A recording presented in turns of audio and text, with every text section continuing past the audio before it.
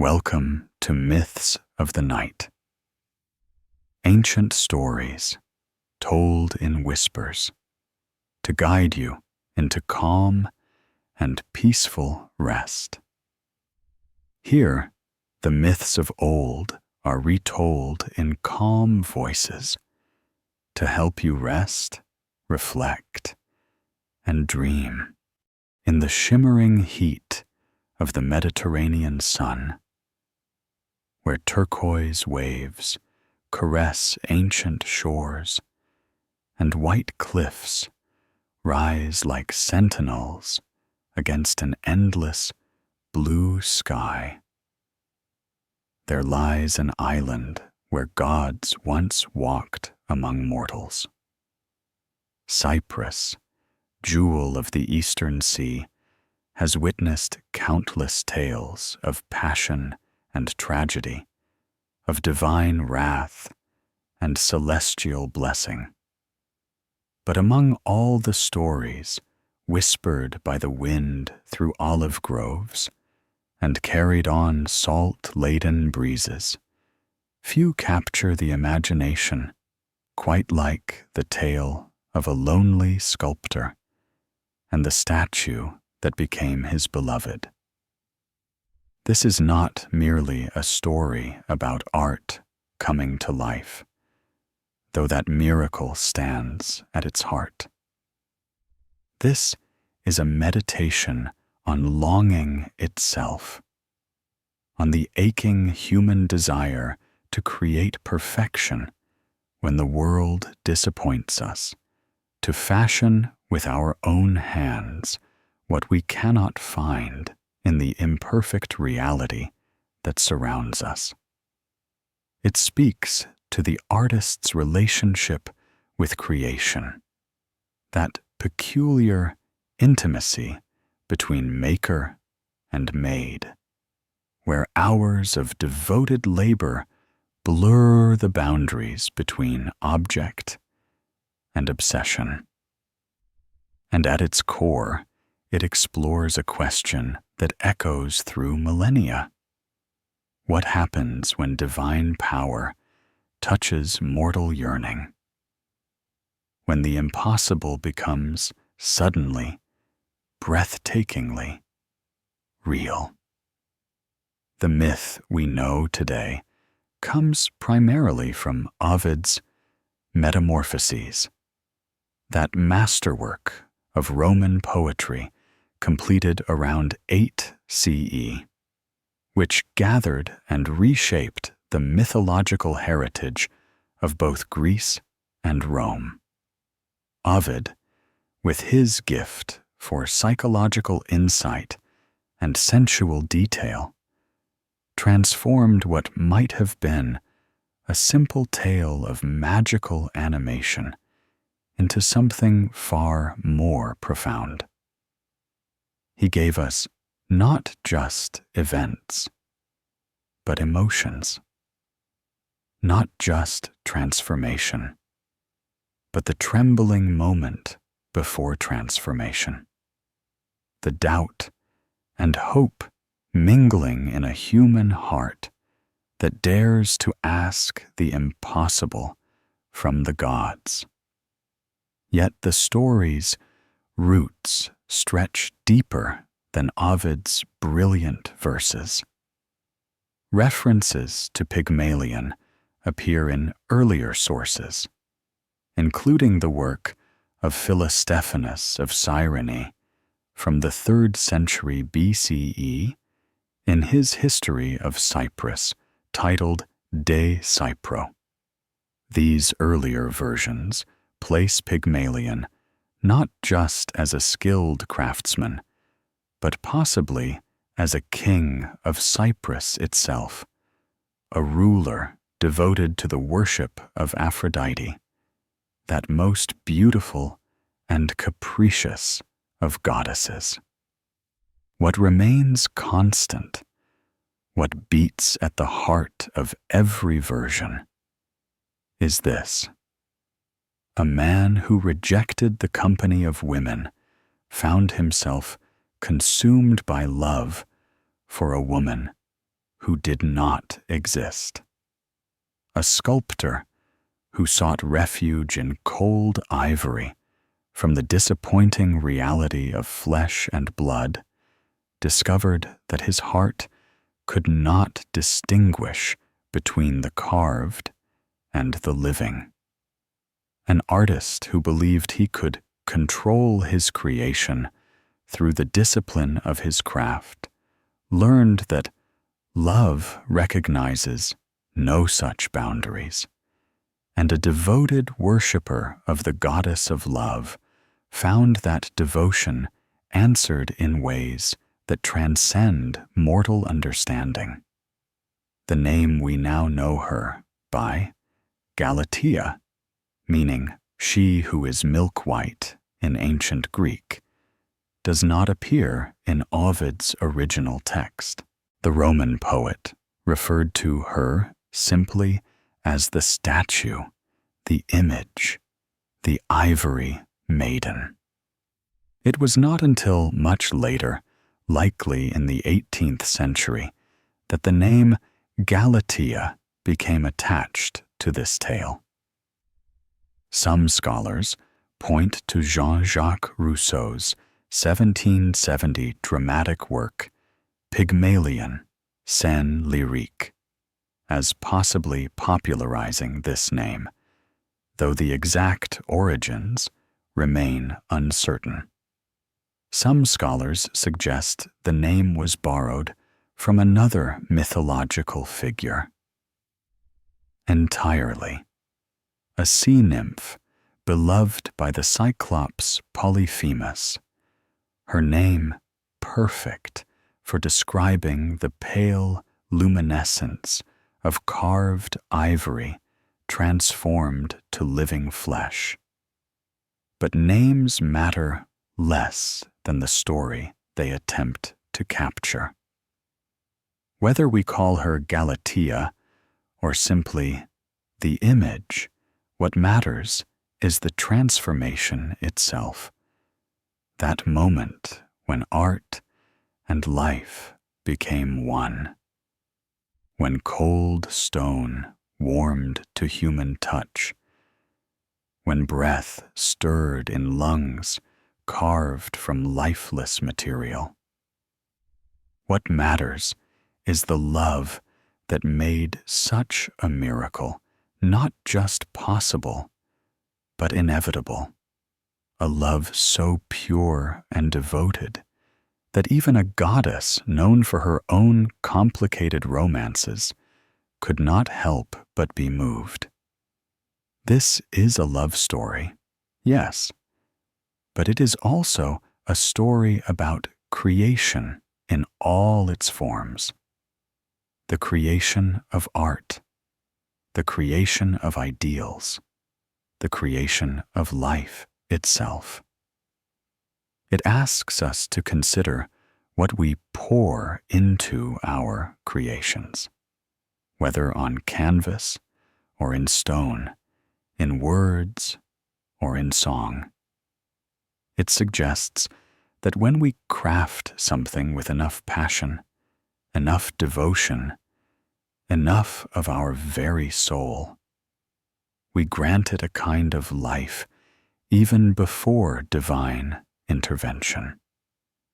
The statue lived first in Pygmalion's imagination, then in his hands, and finally, through Aphrodite's blessing, in the world itself. As we prepare to journey deeper into this tale, to walk beside Pygmalion through the lonely years of his self-imposed isolation, to watch his careful hands coax beauty from raw ivory, to witness the slow, inevitable fall into love that no amount of artistic discipline could prevent. Keep this truth close. The most powerful transformations are not those worked by gods alone. They are collaborations between divine will and human longing, between the possible and the desired, between what is and what might be. The gods may grant miracles, but first, they require us to yearn for them with every fiber of our being. Let us begin, then, in that sun-blessed, goddess-touched island where our sculptor lived, where temples to Aphrodite crowned every hill, and her worship permeated every aspect of life. Let us begin in Cyprus, where the foam-born goddess first touched land after her miraculous birth from the sea, where her power was absolute and her presence undeniable. For this is where perfection was demanded, where beauty was divine, where love was not merely an emotion, but a sacred force that shaped the very fabric of existence. The island of Cyprus, and the goddess's sacred domain. Long before Pygmalion lifted his chisel to ivory, long before the statue that would bear the name Galatea ever took form, the island of Cyprus belonged to Aphrodite in ways that transcended mere worship. The very stones of the island seemed to remember her birth, that miraculous emergence from sea foam that crowned her the goddess of love, beauty, and desire, according to the ancient tales preserved in Hesiod's Theogony. When Cronus severed the genitals of his father Uranus and cast them into the sea, the foam that gathered around those divine remains gave birth to Aphrodite. The waves carried her first to Cythera, then to Cyprus, where she stepped onto shore near what would later be called Petra to Romeo, a site that remains sacred to her memory even today. The island's landscape itself seemed formed by her presence.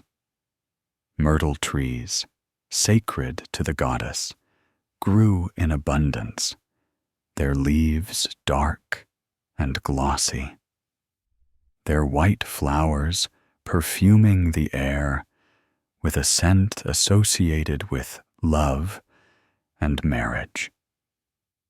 Roses climbed the walls of every temple, their blooms ranging from the palest blush to the deepest crimson, each petal a tribute to the goddess's power over the heart. Doves, those gentle birds that served as her messengers and companions, nested in the groves and cooed from rooftops, their soft calls a constant reminder of the goddess's watchful eye. In the city of Paphos, though it would not bear that name until after our tale concludes, the greatest temple to Aphrodite rose against the sky. Unlike temples to other gods, which typically housed grand statues depicting the deity in human form, Aphrodite's shrine at Paphos centered on a simple conical stone, a symbol predating even Greek civilization, connecting to ancient fertility cults and the earth itself.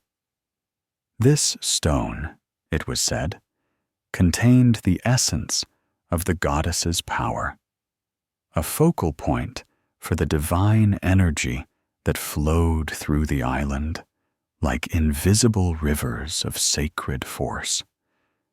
The worship of Aphrodite on Cyprus was not a casual affair, not simply a matter of occasional prayers and festival attendance. It permeated every aspect of life on the island, shaped social customs, informed moral codes, and demanded constant acknowledgement of the goddess's dominion over human hearts and desires. To honor Aphrodite was to acknowledge the power of beauty, the necessity of pleasure, the sacred nature of attraction and union. To neglect her worship was to invite disaster, as the women known as the Propoetides learned to their eternal sorrow. The Propoetides were daughters of Propoetus, residents of the city of Amathus on Cyprus's southern coast. Their crime, as recorded in Ovid's telling, was grave indeed. They denied Aphrodite's divinity. Some versions suggest they simply failed to worship her properly, neglecting the sacrifices and rituals that were expected of all who lived under her protection. Other accounts claim they openly mocked her power, declaring that no goddess deserved such elevated devotion, that the natural urges of desire required no divine explanation or supernatural governance. Aphrodite's response demonstrated why the gods demanded respect, why piety was not merely recommended, but essential. She did not strike them down with lightning or transform them immediately into beasts. Instead, she inflicted a punishment that fit their crime with terrible precision. She robbed them of their sense of shame, hardened the blood in their cheeks so they could no longer blush, and filled them with compulsions they could not resist. According to Ovid, they became the world's first prostitutes, selling their bodies without shame or hesitation, their natural modesty stripped away by divine curse. But the punishment did not end there. As years passed and the curse worked its inexorable will, the women's very flesh began to change. Their skin, which no longer flushed with embarrassment or emotion, gradually hardened.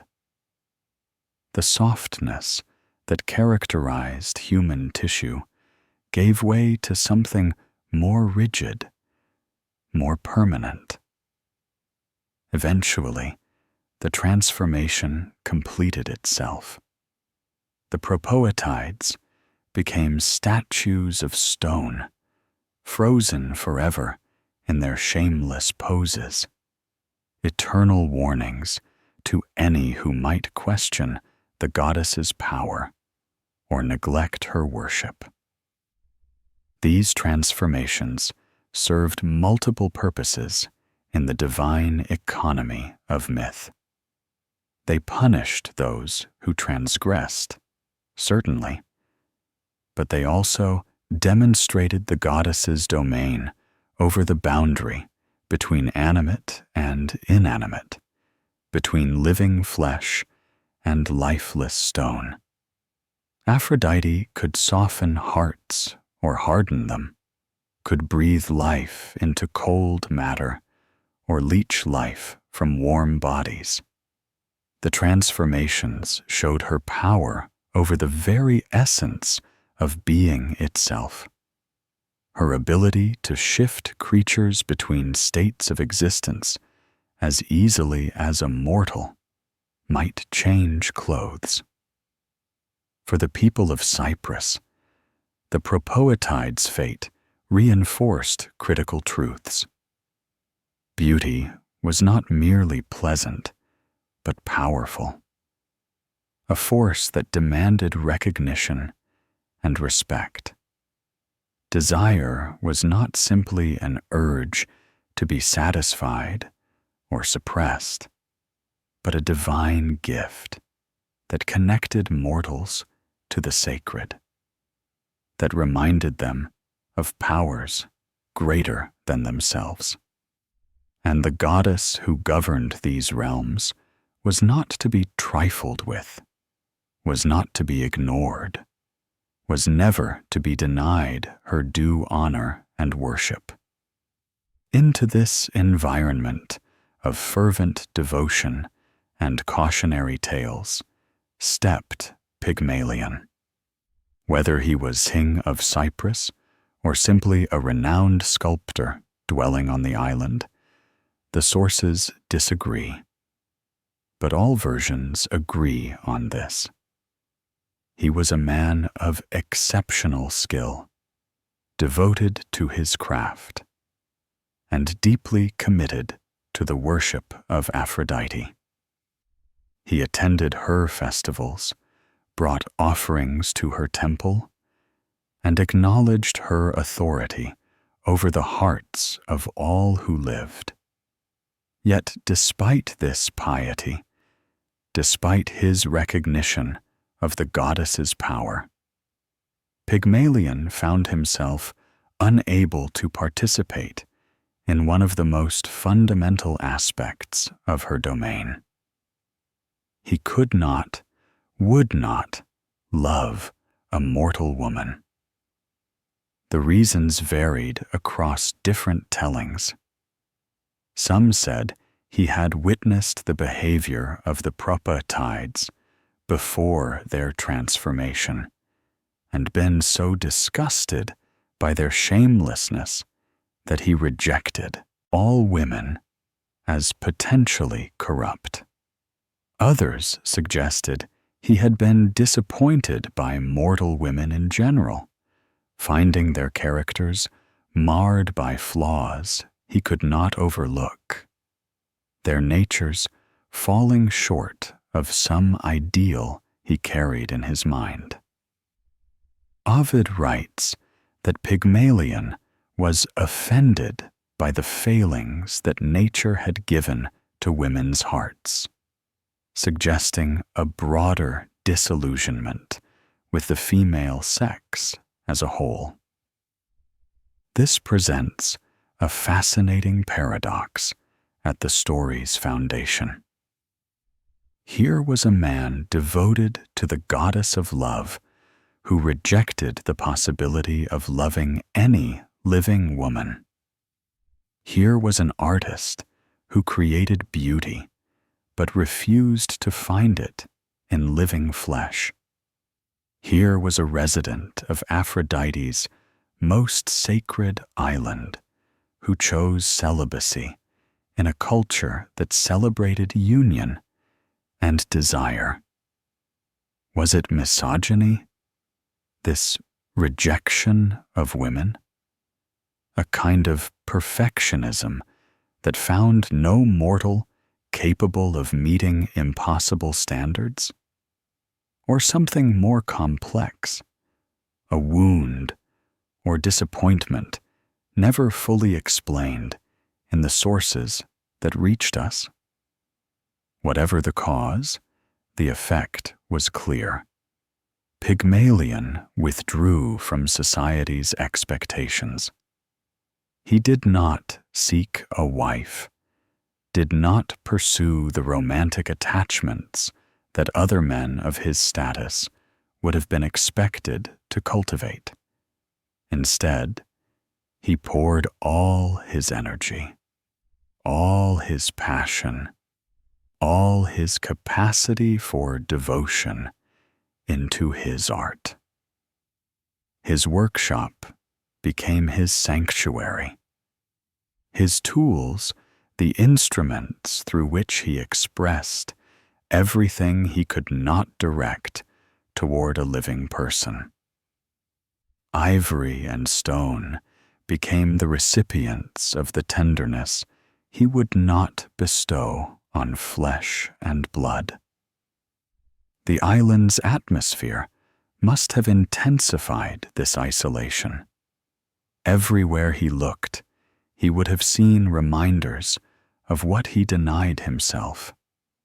Temples dedicated to love, festivals celebrating union, young couples walking hand in hand through markets and groves. The very air of Cyprus seemed saturated with romance, with the goddess's influence urging connection and desire. To live on Aphrodite's island while deliberately choosing solitude was to swim against the strongest of currents, to deny what the goddess herself celebrated and encouraged. Yet Pygmalion persisted in his chosen path, and the goddess, for reasons of her own, did not strike him down for it. Perhaps she recognized his devotion to her in other ways, appreciated the beauty he created in her honor, even if he refused the intimate connections she typically championed. Perhaps she saw in his solitude not rejection of her power, but simply a different expression of the complex web of longing and desire that she governed. Or perhaps, as would become clear, she was simply waiting for the right moment to demonstrate her power in a way that would forever change how Pygmalion understood both art and love. For now, in his workshop with its tools and marble dust, its partially finished works and scattered sketches, Pygmalion worked alone. He had achieved a kind of peace in his isolation, or so he told himself. He had his craft, his skill, his growing reputation. He needed nothing else. He wanted nothing else. The touch of another human being, the complications of romantic attachment, the vulnerabilities that came with opening one's heart to another. All these he had deliberately set aside.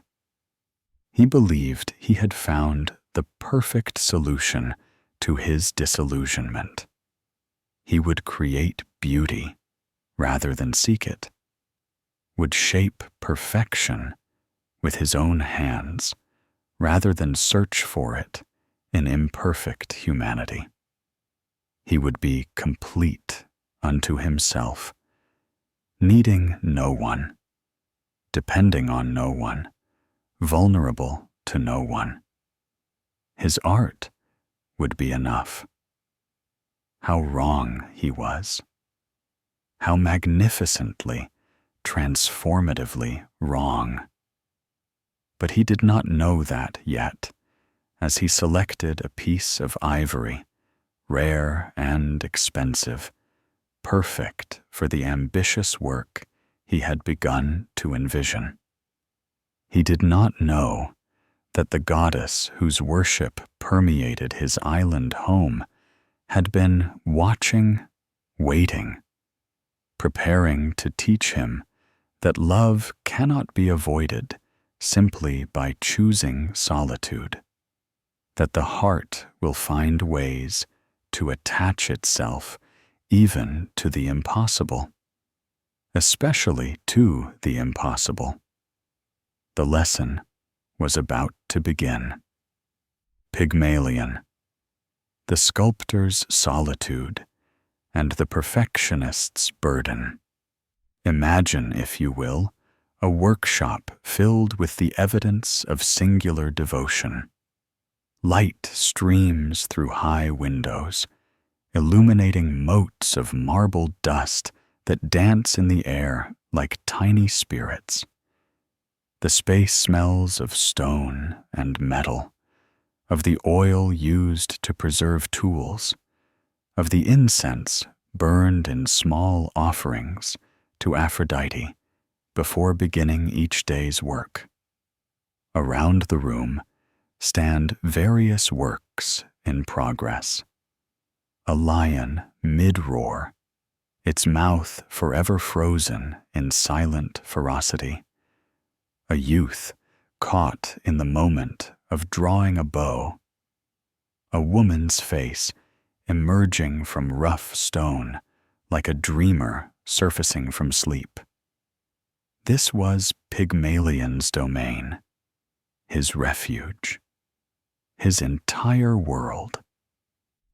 While other men his age attended banquets and pursued romantic intrigues, while they married and raised families and wove themselves into the social fabric of Cypriot life, Pygmalion remained here, alone with his creations. His hands, rough from constant work, bore testimony to his dedication. Calluses marked where chisels pressed against flesh. Fine, white scars told stories of slipped tools and moments of lost concentration. These were the hands of someone who knew his craft with an intimacy that bordered on the sacred. As a sculptor, Pygmalion had achieved considerable reputation. Other artists sought his techniques, wealthy patrons commissioned his works, and temples displayed pieces bearing his distinctive style.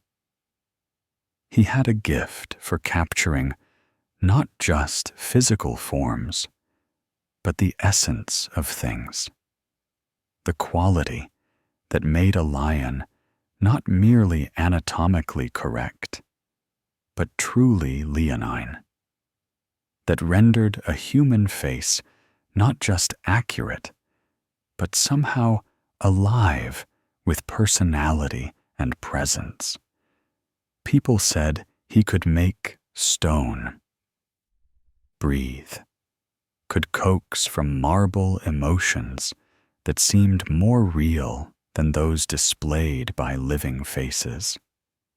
Yet for all his skill, for all his mastery of proportion and anatomy, of line and volume, of the subtle play of light across carved surfaces, Pygmalion remained profoundly alone. This solitude was not merely circumstantial, not simply the result of long hours spent in focused work. It was deliberate, chosen, defended against all attempts to breach it. He had built walls around his heart, as solid as any stone he shaped, as smooth and impenetrable as polished marble. The roots of this isolation traced back to his experience with the propoetides. While Ovid's account suggests Pygmalion witnessed their shameless behavior and was disgusted by it, we might imagine the effect went deeper than simple moral outrage. Perhaps he had known one of them before the curse, had seen the transformation from ordinary woman to shameless prostitute to living statue. Perhaps the horror of watching humanity leak away, of seeing flesh harden into stone while the curse worked its terrible will, had imprinted itself on his psyche in ways that influenced everything that followed. Or perhaps his disappointment with mortal women stemmed from more personal wounds.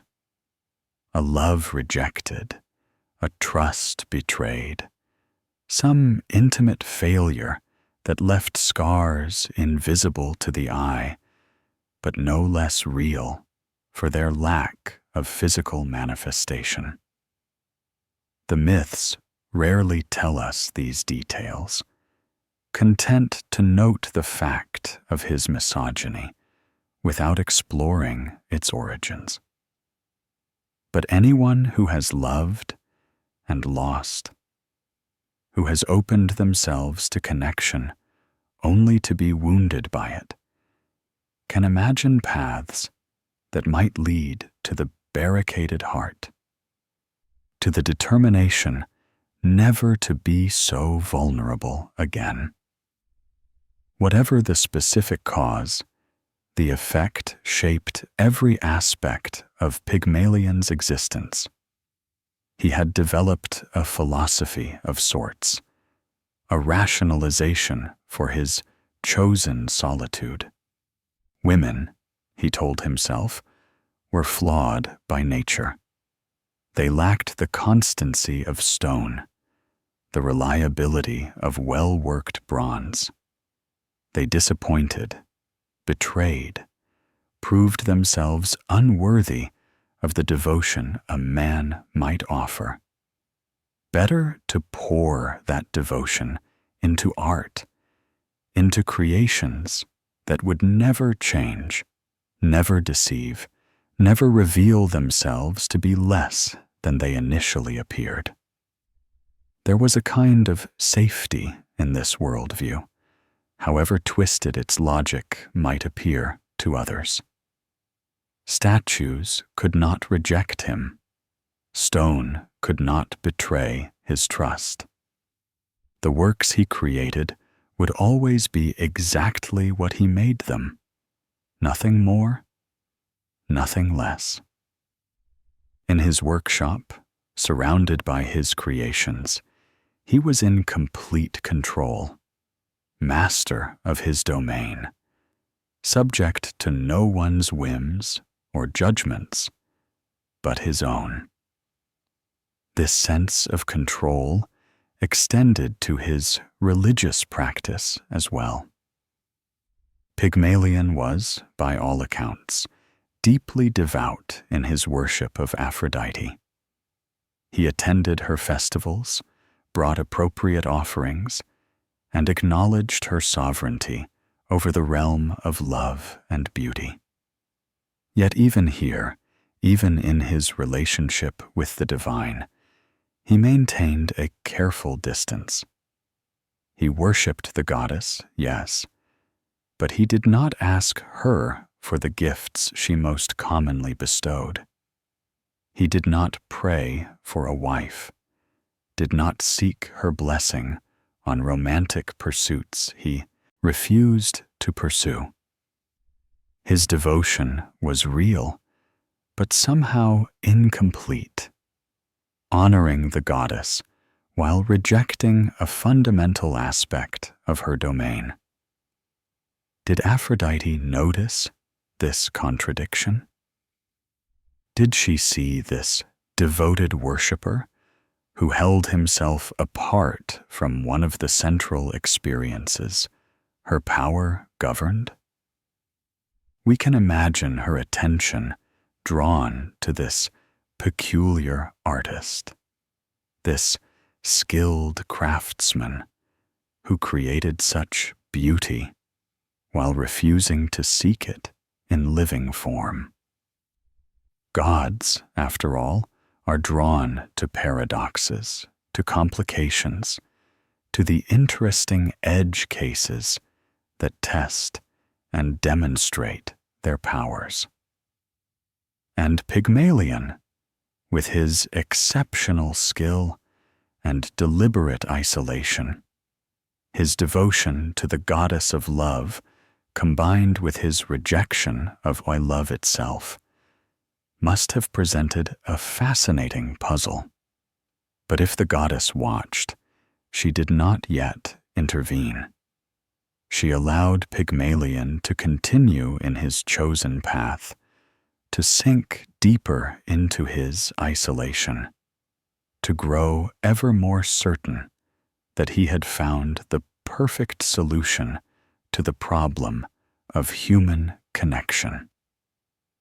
His workshop became more than a workspace. It became a fortress, a place where he was safe from disappointment, from vulnerability, from all the messy complications that came with opening one's heart to another living being. His days fell into familiar patterns, comfortable in their predictability. He rose with the sun, as was his custom, and made his way to the workshop before the heat of the day became oppressive. There he would begin with prayers to Aphrodite, acknowledging her power and asking for steady hands and clear vision. Then, with his devotions complete, he would lose himself in work. The process of sculpture demanded his complete attention. There was no room for distracting thoughts when chisel met stone, when one wrong strike could ruin weeks of careful labor. This total absorption was perhaps part of the art's appeal, the way it required every faculty, consumed every moment of focus, and left no space for loneliness or longing. When he worked, he was complete, needing nothing beyond his tools and the material taking shape beneath his hands. He worked in ivory often, that precious material imported at great expense from distant lands. Ivory had qualities other materials lacked, a warmth that cold marble could never possess, a slight translucency that caught light in ways reminiscent of human skin, a smoothness that, when properly finished, felt almost alive to the touch. Wealthy patrons commissioned ivory pieces for their intimate beauty, their luxury, their ability to capture delicate details that might be lost in coarser stone. Pygmalion had developed techniques for working ivory that enhanced its natural properties. He knew how to carve with the material's grain, how to polish it to bring out its luster, how to preserve it against the cracking and yellowing that could mar lesser craftsmen's work. In his hands, ivory became something more than mere animal tooth. It became possibility, potential, a medium through which he could express visions that existed nowhere else in the world. And as he worked, as his skill grew and his reputation spread, as commissions increased, and his workshop filled with ever more ambitious projects, Pygmalion remained alone. He had companions in his statues, or so he told himself. He had beauty around him always, perfection captured in unchanging form. He had his art, his craft, his growing mastery. He needed nothing else.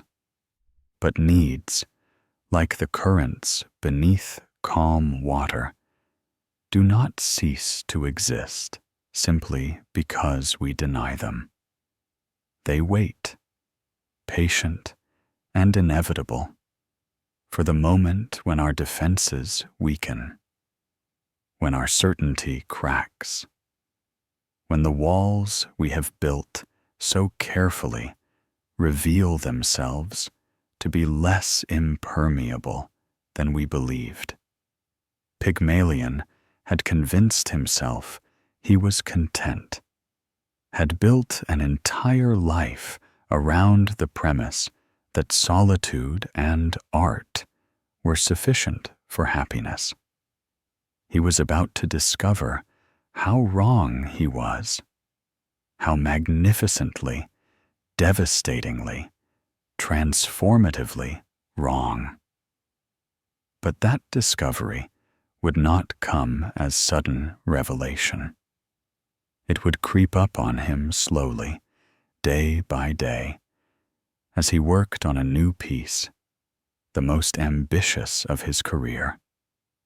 It would infiltrate his defenses like water seeping through stone, until the fortress he had built began to crack and crumble, revealing the lonely, longing heart he had tried so hard to bury. The work was about to begin. The statue that would change everything was about to take form beneath his careful hands. And though Pygmalion did not know it yet, though he approached this new project with the same professional dedication he brought to all his commissions, the goddess was watching, waiting, preparing to teach her devoted but stubborn worshipper a lesson he would never forget. The creation. When skill becomes obsession and art becomes love, every significant work begins with a vision, an image that forms in the artist's mind before hands ever touch material. For Pygmalion, the vision came gradually, crystallizing over weeks until it demanded manifestation. He would create a maiden, a woman carved in ivory, not commissioned by any patron, but created purely for his own purposes. It would be his masterwork, the piece that would define his legacy, the sculpture that would prove once and for all that art could surpass nature, that the ideal could be made tangible. He selected his ivory with unusual care, choosing blocks of the finest quality, imported from Africa at considerable expense. The pieces were large, larger than he typically worked with, for this sculpture would be life-sized. The ivory itself was beautiful, creamy white, with subtle variations in tone, its surface smooth and dense, perfect for the delicate work he envisioned. As he examined the material, running his practiced hands over its surface, he could almost see the figure waiting within, yearning to be released. The early stages of any sculpture are violent, requiring heavy tools and decisive strikes to remove bulk material and establish rough form. Pygmalion attacked work with unusual intensity, driven by the vision that had gripped his imagination. Chips and shards of ivory fell away, covering the workshop floor like snow. The air filled with fine dust that caught the light and made breathing difficult. But Pygmalion barely noticed the discomfort, absorbed completely in the emergence of form from shapelessness. As days became weeks, the rough shape refined itself. The proportions were perfect, he ensured that. The classical ideal of beauty, ratios that had been established by generations of artists studying the human form, were all present. She would stand in a modest pose, one hand raised as if to adjust a veil, the other at her side. The weight would rest primarily on one leg, the other slightly bent, creating the subtle curve through the hips and torso that artists called contrapposto, the relaxed asymmetry that made a figure seem alive rather than rigidly posed. But Pygmalion was not content with classical perfection. As the work progressed, as finer tools replaced rougher ones, as detail began to emerge from the ivory's surface, he found himself making choices that went beyond established canons of beauty. The curve of the cheek was a fraction softer than ideal proportions suggested. The lips, when he finally shaped them with agonizing care, were slightly fuller than mathematical beauty required. The eyes, though closed, held a tilt at their corners that suggested kindness, warmth, a personality that went beyond mere physical form. Each day brought new challenges, new opportunities to refine, to perfect, to capture not just the idea of beauty, but something more specific, more particular, more real. He shaped individual fingers, each joint articulated, each nail delicately rendered. He carved strands of hair, not in the stylized waves that most sculptors employed, but in complex arrangements that seemed to move, to catch, and hold light in their carved depths. He worked on the drapery that would clothe her, creating folds so realistic they seemed to ripple with invisible wind. So delicate they appeared to be actual fabric frozen in stone. The face demanded his most concentrated attention. It is in faces that humanity reveals itself, where personality and emotion find their clearest expression. Pygmalion spent weeks on the features alone, carving and recarving, never quite satisfied, always seeing room for improvement. The forehead should be a fraction smoother. The cheekbones needed subtle adjustment. The nose, that delicate structure that so often defeated sculptors, required his complete focus to capture the perfect balance between definition and delicacy. But it was the lips and eyes that he returned to again and again, that drew him back, even when he thought them finished. The lips he carved with a slight parting, as if breath might pass between them, as if words waited just behind them. He shaped them with unusual sensuality, creating curves and shadows that suggested softness, warmth, the yielding quality of living flesh.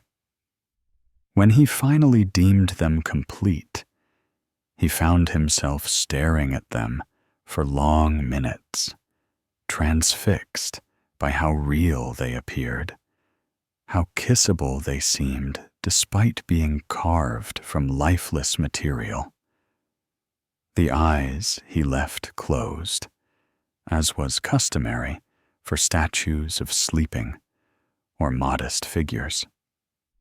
But even closed, they conveyed expression through the delicate rendering of lids and lashes, through the subtle modeling that suggested the spheres beneath. He carved them with such care that you could almost believe they might open, that consciousness might dawn behind them if you only waited long enough. Months passed in this intensive labor.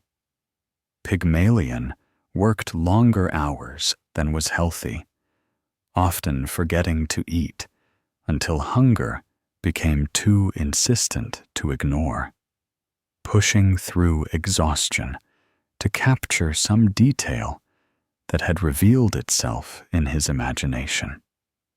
His friends, the few he maintained contact with, noticed the change in him. He had always been dedicated to his work, but this bordered on possession. He talked of nothing but the sculpture, thought of nothing else, dreamed of it, when exhaustion finally forced him to sleep. As the work neared completion, as the final details were refined, and the surface polished to a luster that made the ivory glow like moonlight on water, something strange began to happen.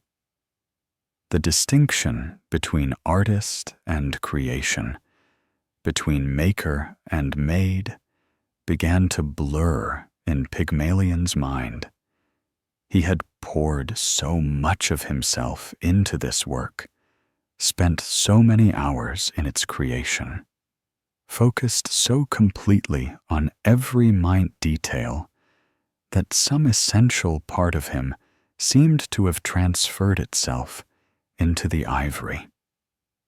When he looked at the statue now, he no longer saw merely a technical achievement, no longer evaluated it with an artist's critical eye. Instead, he saw her.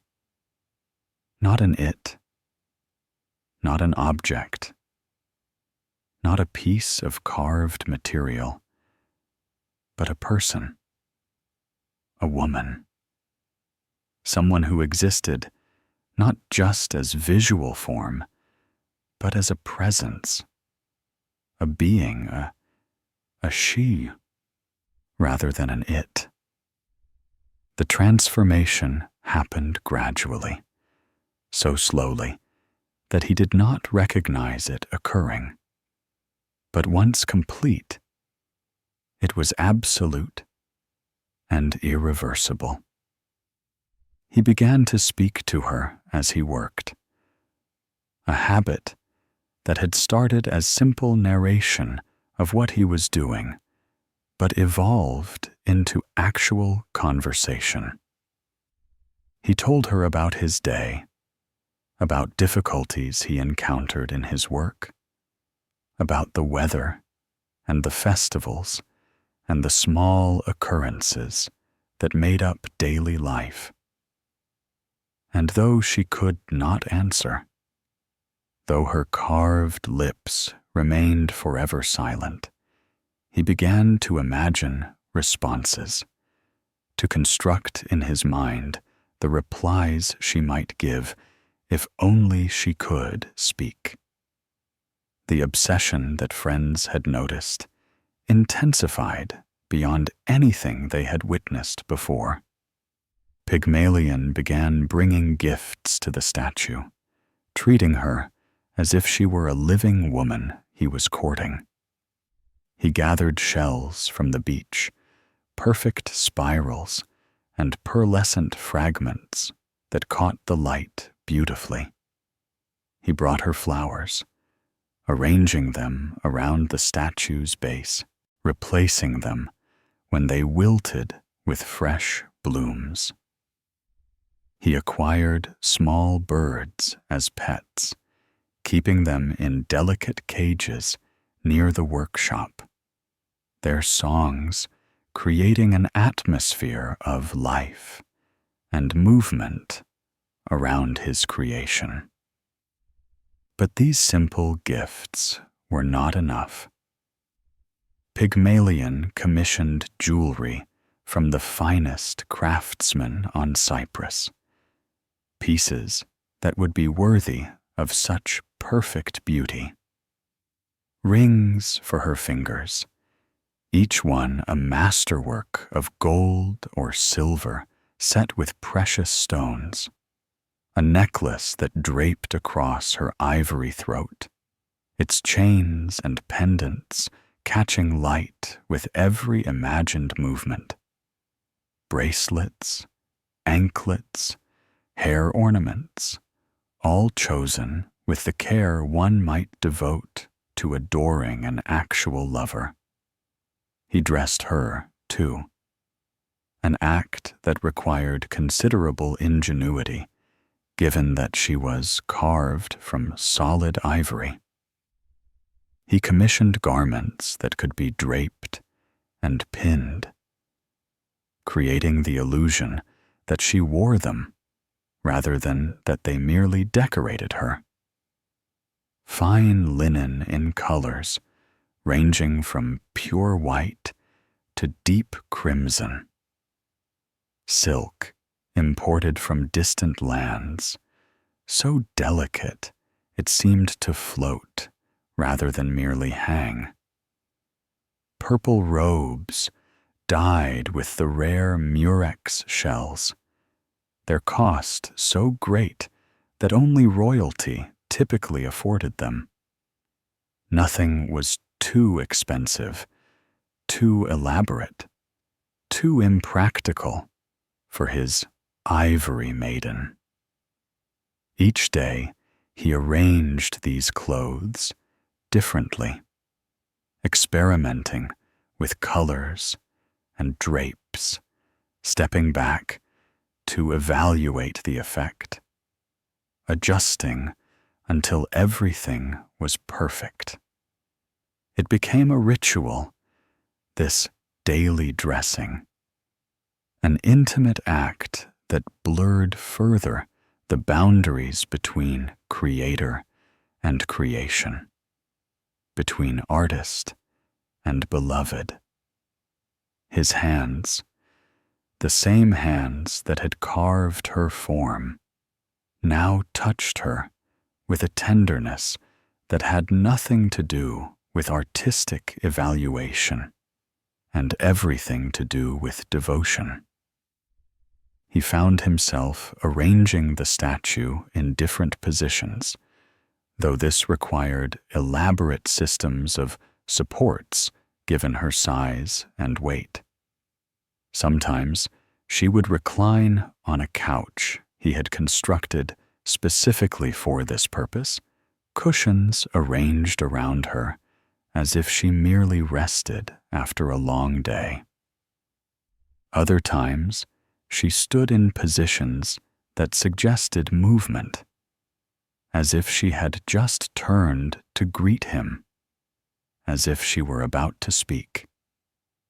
He spent hours perfecting these arrangements, obsessing over every angle, every detail, seeking to create the most convincing illusion of life.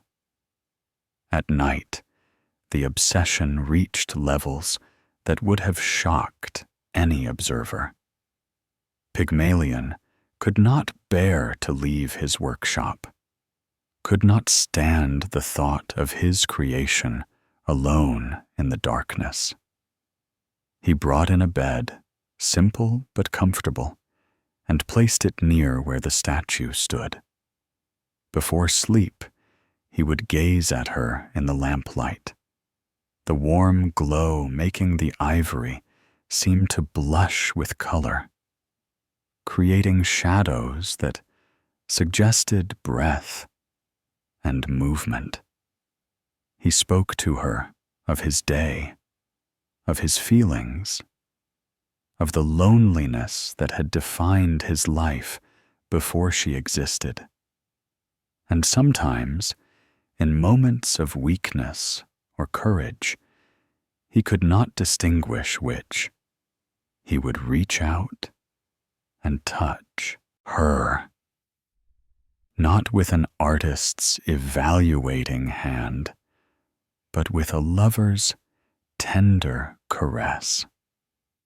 His fingers would trace the curve of her cheek, so smooth beneath his touch, so perfectly rendered that his hands could detect no flaw. He would brush against her lips, those carved lips he had shaped with such care, feeling their delicate contours, imagining warmth where there was only ivory's cool stillness.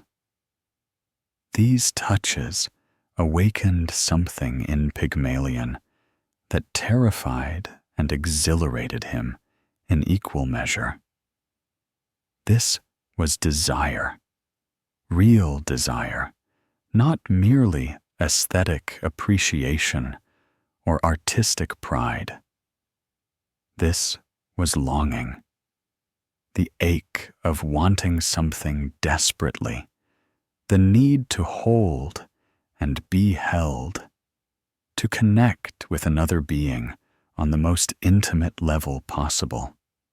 All the emotions he had suppressed for years, all the longings he had denied, all the capacity for love he had locked away, came rushing back with overwhelming force. But there was agony in this awakening. The statue could not return his affection. Those perfect lips could not kiss him back. Those closed eyes could not open to gaze at him with love or desire. Those graceful arms could not embrace him, could not pull him close, could not offer the comfort and connection he suddenly, desperately craved. She was perfect, yes, absolutely perfect in every physical detail. But she was not real. She was ivory, cold and lifeless, no matter how much his hands had shaped her, no matter how much of his soul he had poured into her creation. The realization of what he had done to himself crashed over Pygmalion like a wave. He had sought to avoid the pain of human connection by creating an ideal woman, a being perfect in every way, free from all the flaws he found in mortal women. But in doing so, he had trapped himself in an even more exquisite torture. He had fashioned the object of perfect love and made it forever unreachable. He had created exactly what he wanted most in the world and ensured that he could never truly have it. He found himself weeping sometimes, sitting on the floor of his workshop with his back against the wall, staring at his creation through tears he could not control. What had he done? What madness had possessed him to pour all his capacity for love into something that could never love him back? He had thought himself safe, thought he had found the perfect solution to loneliness. But instead, he had simply refined his isolation into its most painful possible form. His friends became genuinely concerned. The few who still visited his workshop were shocked by what they found. The once proud sculptor, known for his discipline and professional detachment, had become haggard, thin, obsessed. The workshop that had been his sanctuary had become his prison. And the statue, that magnificent work of art that should have been his greatest triumph, had become the instrument of his torment. They urged him to stop, to cover the statue, to sell it, to get it out of his life before it destroyed him completely. Some suggested he had been cursed, that somehow the fate of the Propoetides had touched him, that Aphrodite had punished his rejection of mortal women by making him love something even more impossible. Others simply thought he had worked too hard, had pushed himself too far, and needed rest, distance, perspective. But Pygmalion could not abandon her. The thought of covering those perfect features, of hiding her away, of selling her to some collector who would never understand what she meant, was unbearable. She was his creation, yes, but she was also more than that now. She was the repository of every hope he had denied himself, every longing he had suppressed, every dream of connection and intimacy he had locked away. To lose her would be to lose himself. So he continued in his torment, caught between the impossibility of his situation and his inability to escape it. He touched her constantly now, no longer restraining himself, no longer pretending these caresses were anything but expressions of desperate love. He kissed those carved lips, feeling their cold smoothness against his own, wishing with every fiber of his being that they would warm, would soften, would respond.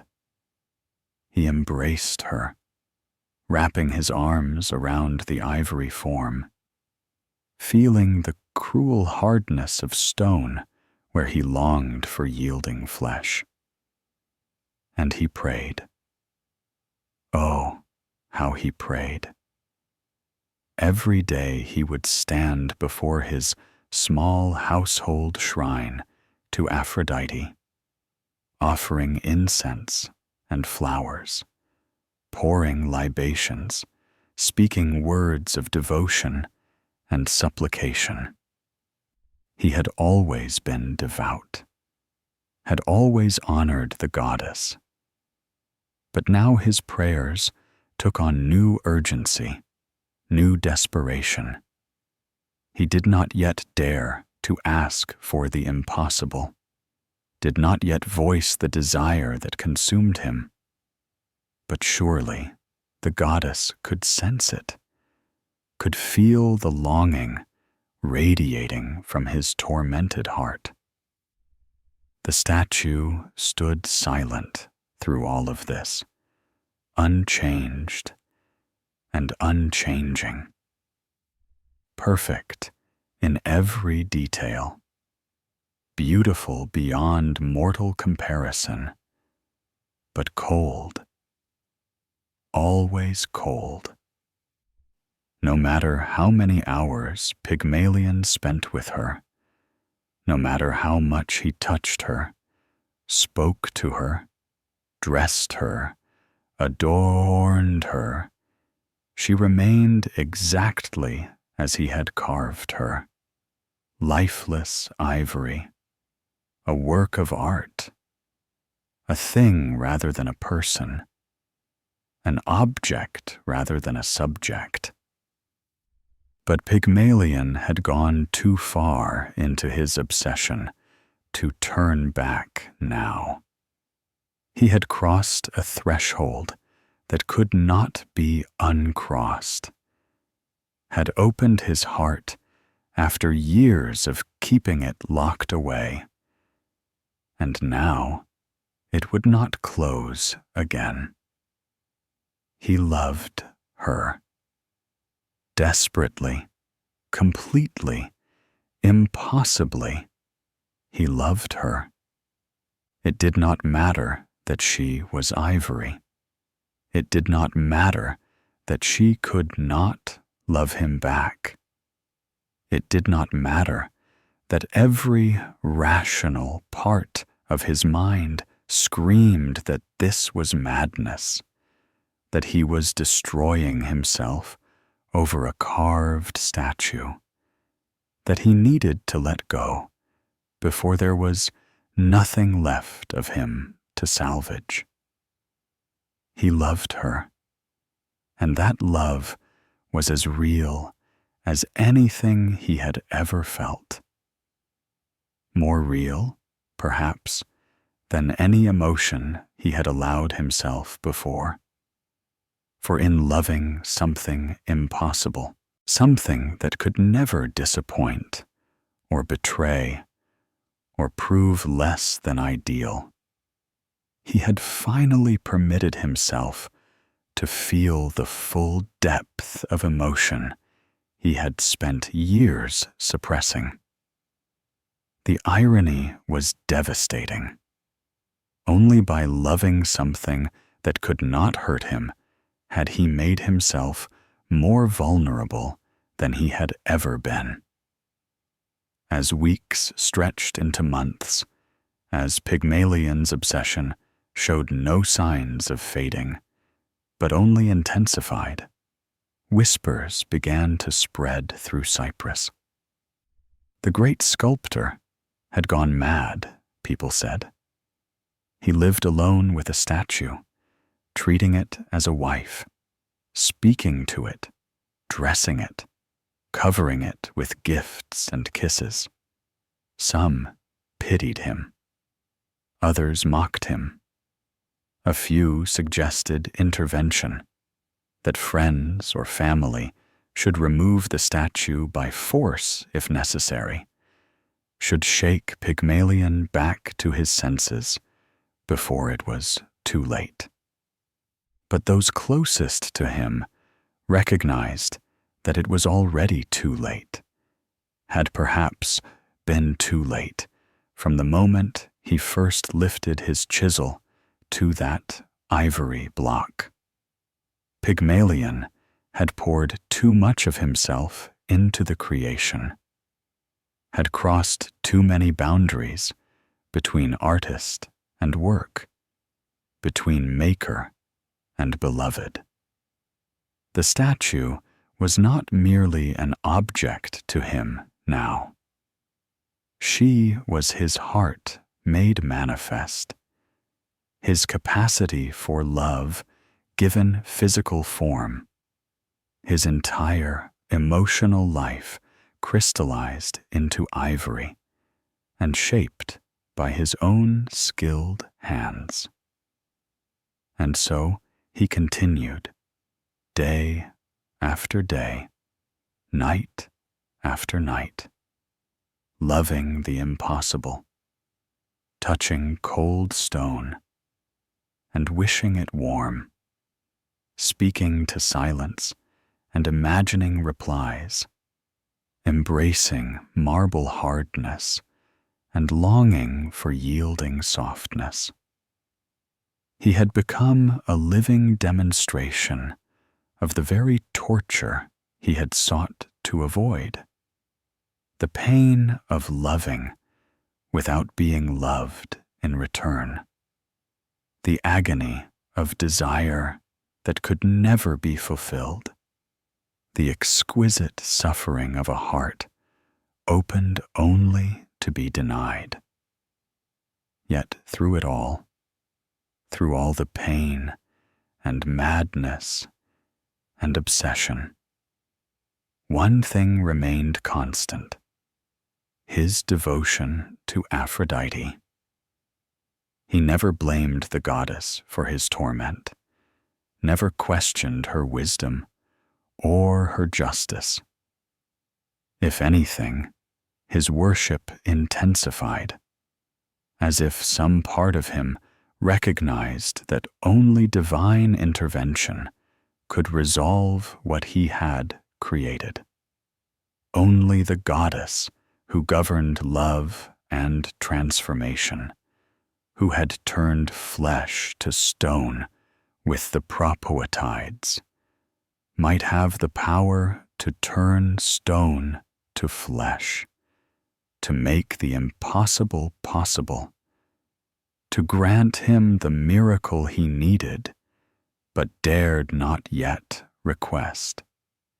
The festival of Aphrodite was approaching, that annual celebration when all of Cyprus honored the island's patron goddess with sacrifices and games, with offerings and prayers.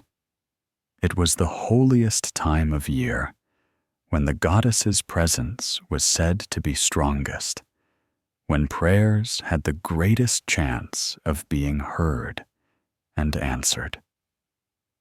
As the date drew near, something crystallized in Pygmalion's desperate mind.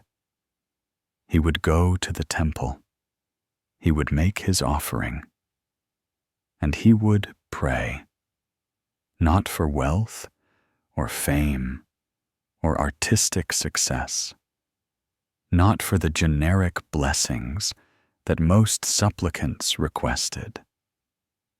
He would pray for the impossible. He would ask the goddess of love to work a miracle that had never been worked before, to reverse the transformation she had performed on the propoetides, to breathe life into lifeless ivory, to make his creation real. It was madness, of course.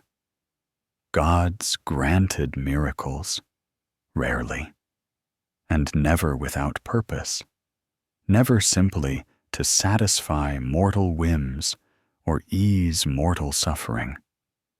But Pygmalion had nothing left to lose.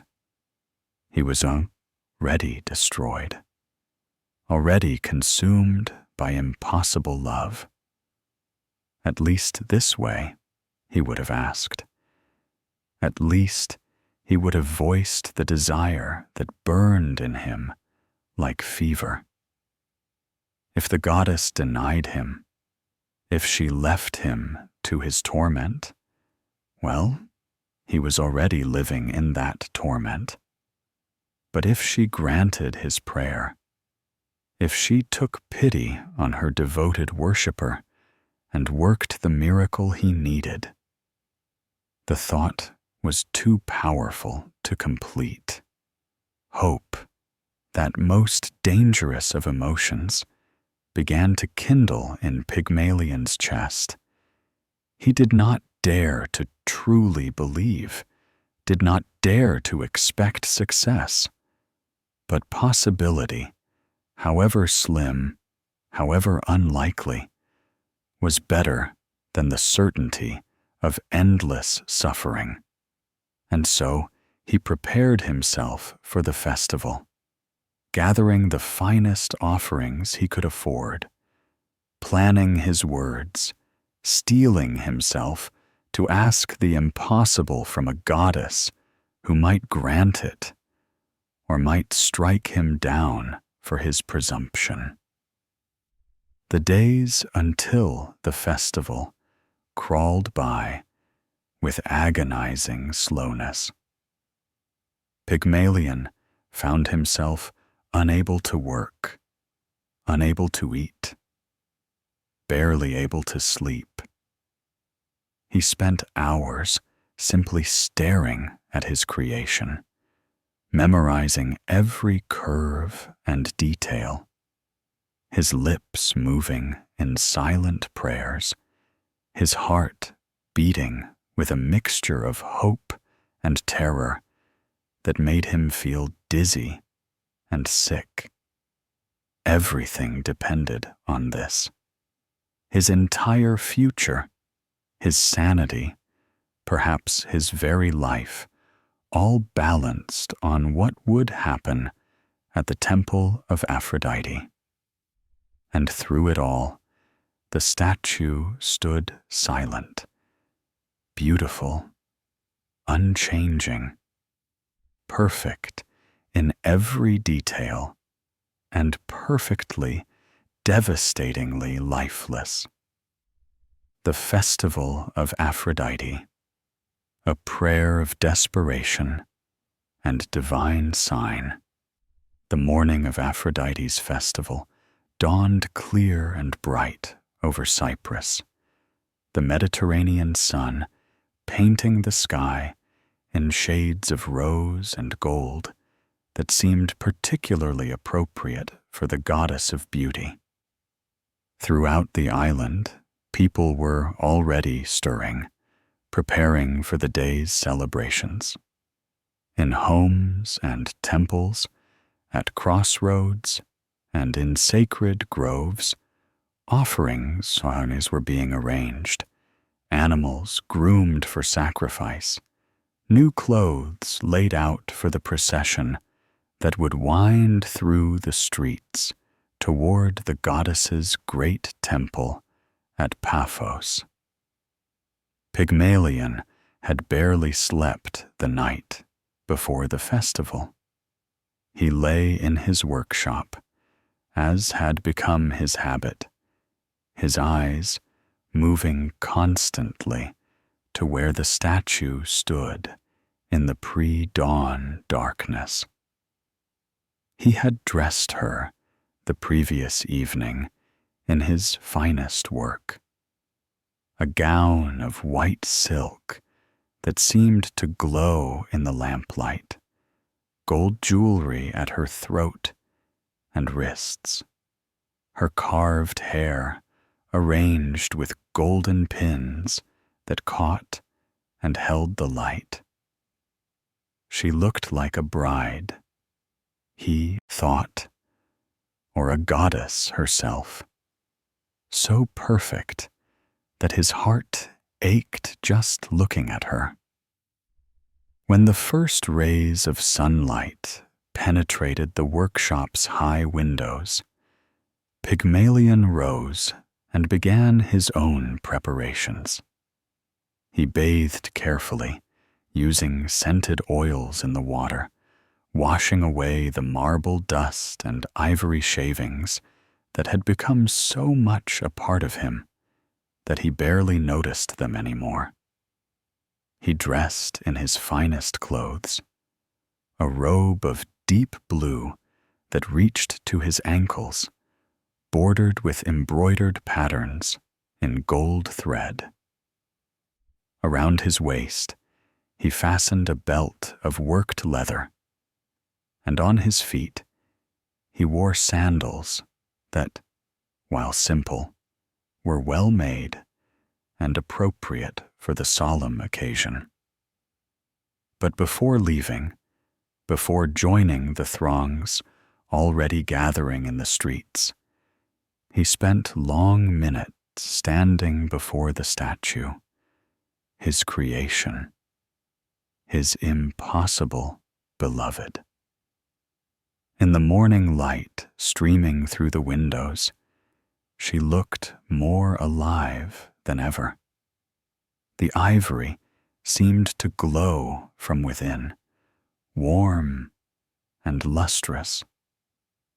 Shadows played across the carved drapery, creating the illusion of movement, as if the slightest breeze might stir the folds. Her face, turned slightly, as if listening to something only she could hear, bore an expression that seemed to change depending on the angle of viewing, now serene, now expectant, now touched with a sadness that mirrored his own. He reached out, as he had done countless times before, and touched her cheek. The ivory was cool beneath his fingers, smooth as silk, perfect in its rendering of human flesh, yet fundamentally other, fundamentally not alive. He traced the line of her jaw, the curve of her lips, committing every detail to memory, as if this might be the last time he saw her. As if somehow the act of praying might break the spell that bound him, might free him from this beautiful torture. "I go to pray for you," he whispered, his voice rough with emotion. "I go to ask the impossible. Forgive me if I fail you. Forgive me if the goddess denies what I cannot help but request." The statue, of course, said nothing. Her carved lips remained still, her closed eyes revealing nothing of what she might think or feel, if only she could. But Pygmalion imagined he saw something in her features, some subtle shift that suggested understanding, encouragement, even hope. It was delusion, he knew, the same madness that had gripped him for months. But he clung to it nonetheless as he forced himself to turn away, to leave the workshop, to join the celebration in the streets. Cyprus, during Aphrodite's festival, was transformed. Every house displayed flowers, particularly roses and myrtles sacred to the goddess. Garlands hung across streets, their petals already beginning to fall like sweet-scented snow. The air was thick with incense, with perfume, with the smell of animals being prepared for sacrifice. Music drifted from every direction, lyres and flutes creating melodies that seemed to capture the very essence of beauty and longing that the goddess embodied. The procession toward the temple was enormous, a river of humanity flowing through the streets. Young women carried baskets of flowers and fruit, their heads crowned with wreaths, their voices raised in hymns praising the goddess. Young men led animals for sacrifice, bulls with gilded horns, white doves in wicker cages, lambs washed and groomed until their fleece shone like clouds.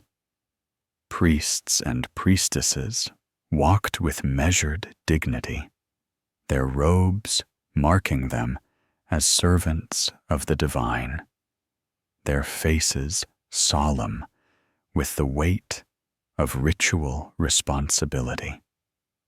Pygmalion joined the flow of worshippers, one among hundreds, thousands even, all coming to honor the island's patron deity.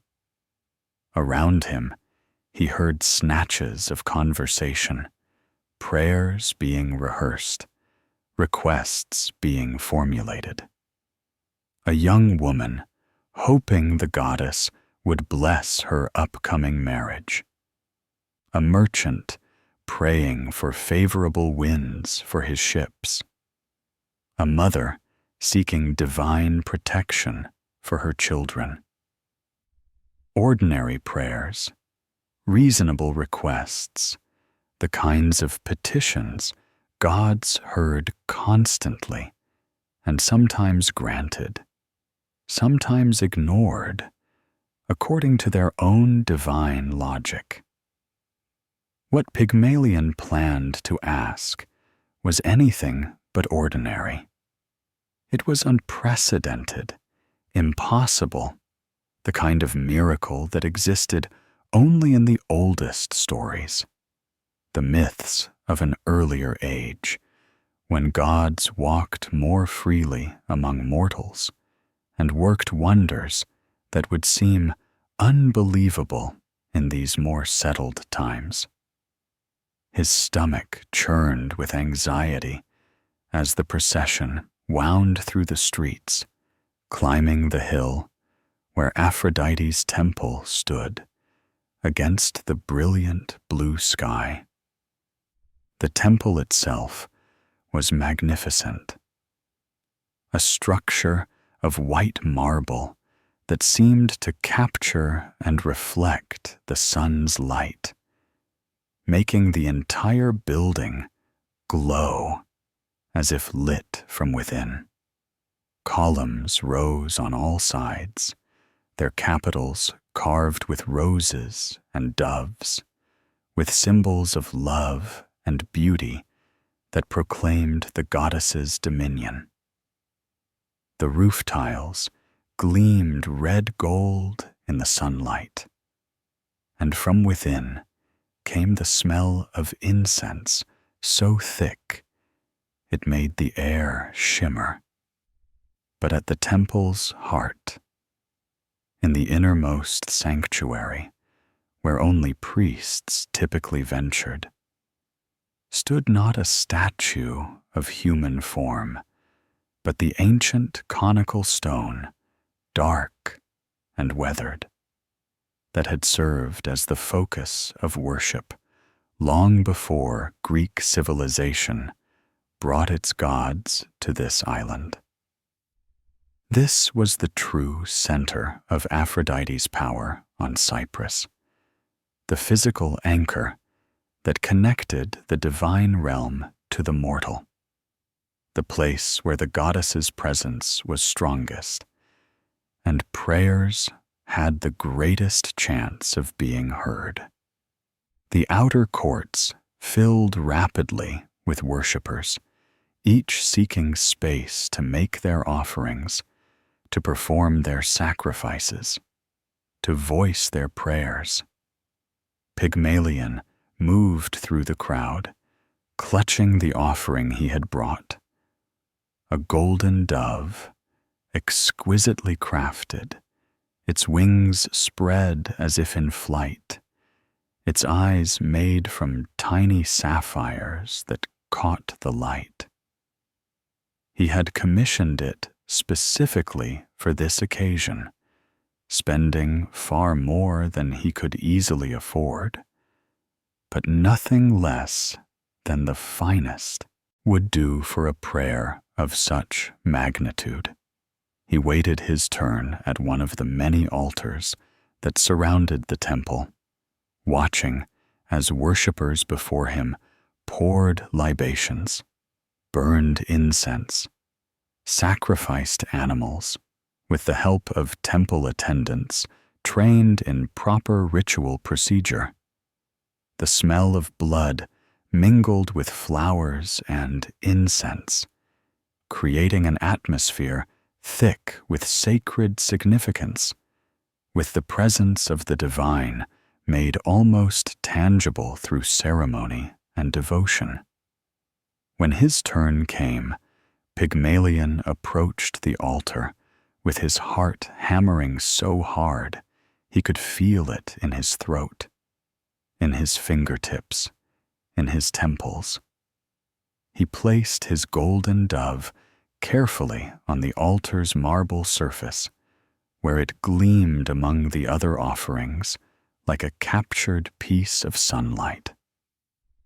He poured wine from a ceremonial vessel, the dark liquid splashing against stone, filling the carved channels designed to carry libations to the thirsty earth below.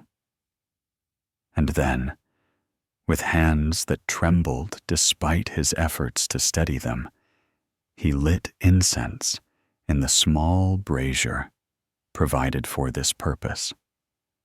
Smoke rose, thick and aromatic, carrying prayers upward to where gods might perceive them. The moment had come. The time to pray, to ask, to voice the impossible desire that had consumed him for so many months. But now, facing the actual moment, Pygmalion found himself terrified. What if the goddess was offended by his presumption? What if asking for such a miracle was itself a kind of blasphemy, an overreach of mortal limitations that angered rather than moved the divine? What if she struck him down right here, in front of all these witnesses, as a warning to others who might dare to ask for things beyond their station? Yet what choice did he have? To not ask was to return to the workshop, to his beautiful, lifeless statue, to the torture of impossible love with no hope of resolution. To ask was to risk divine anger, yes, but also to open a door, however slightly, to possibility.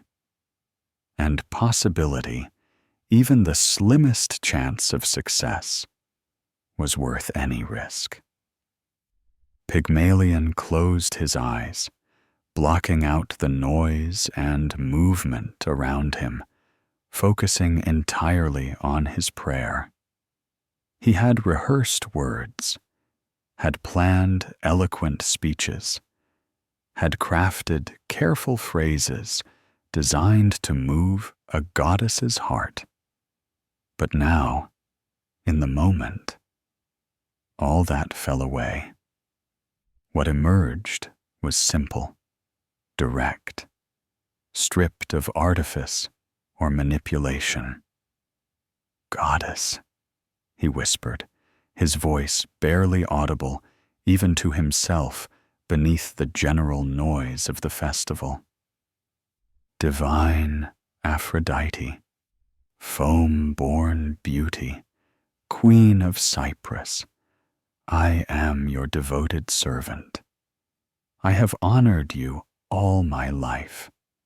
I have never neglected your worship or denied your power. I come before you now with a request that I know is impossible, that I have no right to ask, that may anger you for its presumption." He paused, swallowing hard, his hands clenched at his sides. Around him, the festival continued, oblivious to his personal drama. But he was aware only of this moment, this prayer, this desperate plea to the divine. "I have created a statue," he continued, the words coming faster now, driven by the urgency of his need. "A woman carved in ivory, more beautiful than any mortal woman who has ever lived.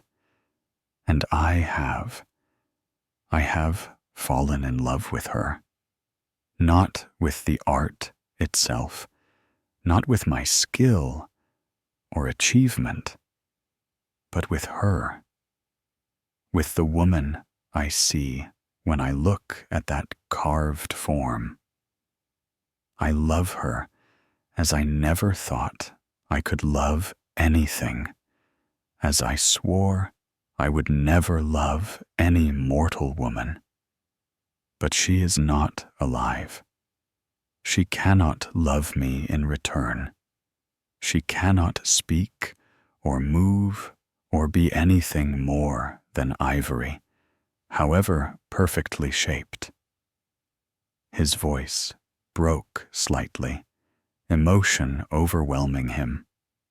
Tears, which he had not intended to shed, began to slip down his cheeks, but he made no move to wipe them away.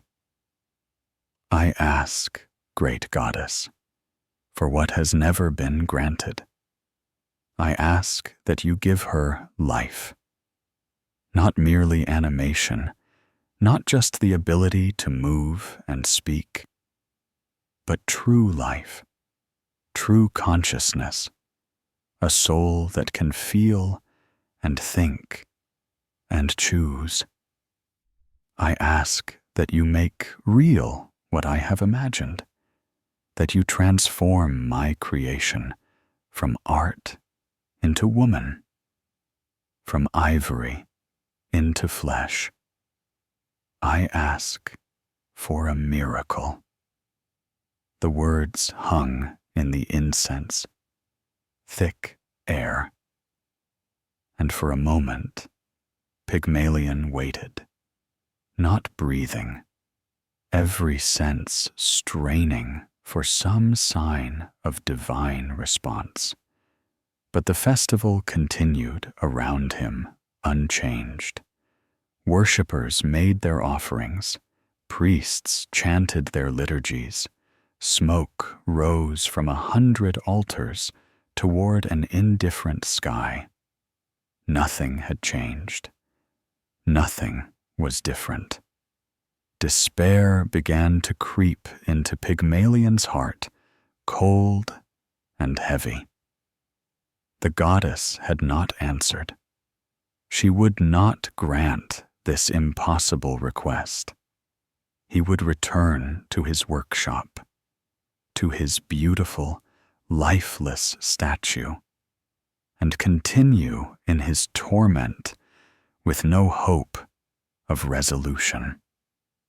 He had been a fool to hope, a fool to ask, a fool to imagine that divine power might bend itself to satisfy one mortal's impossible longing. But then, just as he was about to turn away, something happened. The flames on the altar, which had been burning steadily, suddenly leaped higher, much higher, their tongues of fire reaching upward with unusual intensity.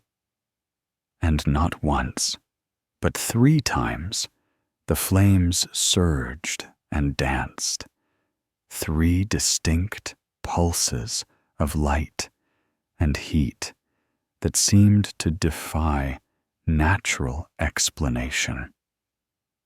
3 times. The sacred number, the sign of divine favor. Pygmalion stared at the flames, his heart suddenly racing again, hope flooding back through the despair that had nearly overwhelmed him. Had the goddess heard? Was this a sign of her favor, her acceptance of his prayer? Or was it merely chance, a trick of wind and oxygen that meant nothing at all? Around him, other worshippers had noticed the flames' strange behavior. Some pointed and whispered, recognizing the significance of the 3-fold surge. Others simply stared, aware that something unusual had occurred, but uncertain of its meaning. The priest attending this particular altar looked at Pygmalion with new interest, his expression suggesting he recognized that something significant had just transpired. But Pygmalion could not stay to discuss it, could not bear to stand here analyzing and debating what might or might not have happened. If the goddess had granted his prayer, if she had accepted his request and would work the miracle he needed, then he needed to return home immediately. He needed to be there, needed to witness what might occur, needed to see if the impossible was about to become real. He turned and pushed through the crowd, no longer concerned with propriety or festival etiquette, driven by an urgency that bordered on panic. Behind him, he heard voices calling out, asking questions, but he paid them no attention. His entire focus had narrowed to a single purpose: get home, get to the workshop, get to her. The journey back through the festival-crowded streets seemed to take forever. Pygmalion moved as quickly as he could without actually running, which would have been both undignified and difficult through the throngs of celebrants. His mind raced faster than his feet, alternating between wild hope and crushing doubt. Had the flames truly been a sign? Would he return to find his statue transformed, alive, waiting for him? Or would she remain as she had always been, beautiful and perfect and utterly, heartbreakingly lifeless? By the time he reached his workshop, his breath came in ragged gasps, as much from anxiety as from physical exertion. His hands shook as he pushed open the door, which he had left unlocked in his haste to reach the festival. The interior was dim after the brilliant sunlight outside, and for a moment he could see nothing clearly, could only make out shapes and shadows. Then his eyes adjusted, and he saw her standing exactly where he had left her, exactly as she had always been. White silk draped over ivory limbs, gold jewelry catching what light penetrated the workshop. Her face turned slightly, that carved expression unchanged and unchanging. Nothing was different. Nothing had happened. The disappointment was crushing, a physical weight that drove the breath from Pygmalion's lungs and nearly drove him to his knees. It had meant nothing. The flames had been chance, coincidence, his desperate mind seeing significance where none existed. The goddess had not answered his prayer. She would not grant his impossible request. He was alone, as he had always been, with only his beautiful, lifeless creation for company. He stumbled forward, his legs weak, his vision blurring with tears he could no longer restrain. He had been so certain, so hopeful, so sure that divine favor had been granted, But hope, as he should have remembered, was the cruelest of tortures, raising the heart only to dash it more thoroughly against the stones of reality. He reached out, needing to touch her, needing the cold confirmation that nothing had changed, that she remained ivory, remained art, remained forever beyond his reach. His hand met her cheek, and the ivory was warm. The miracle. From ivory to flesh, from creation to life. For a moment, Pygmalion could not process what his senses were telling him. His hand rested against the statue's cheek, and instead of the cool smoothness of ivory, he felt warmth. Not the ambient warmth that might come from sunlight heating stone, but true warmth, the kind that radiated from within, the unmistakable heat of living flesh. He froze, not daring to move, not daring to breathe, terrified that any motion might break whatever spell was occurring, might reveal this to be hallucination or trick or desperate delusion. His hand remained pressed against that impossibly warm cheek, his fingers trembling, his entire body rigid with shock, and a hope so intense it was almost painful. And then he felt it.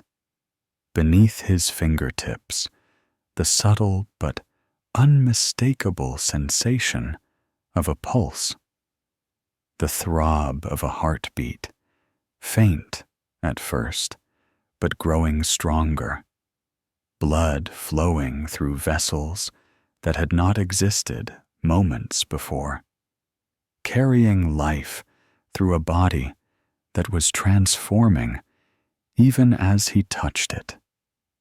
The ivory beneath his hand was changing. He could feel it happening, could sense the fundamental alteration occurring at the most basic level of existence. The material was softening, losing the absolute hardness of carved stone, taking on the slight give of human skin, the yielding quality of flesh over bone.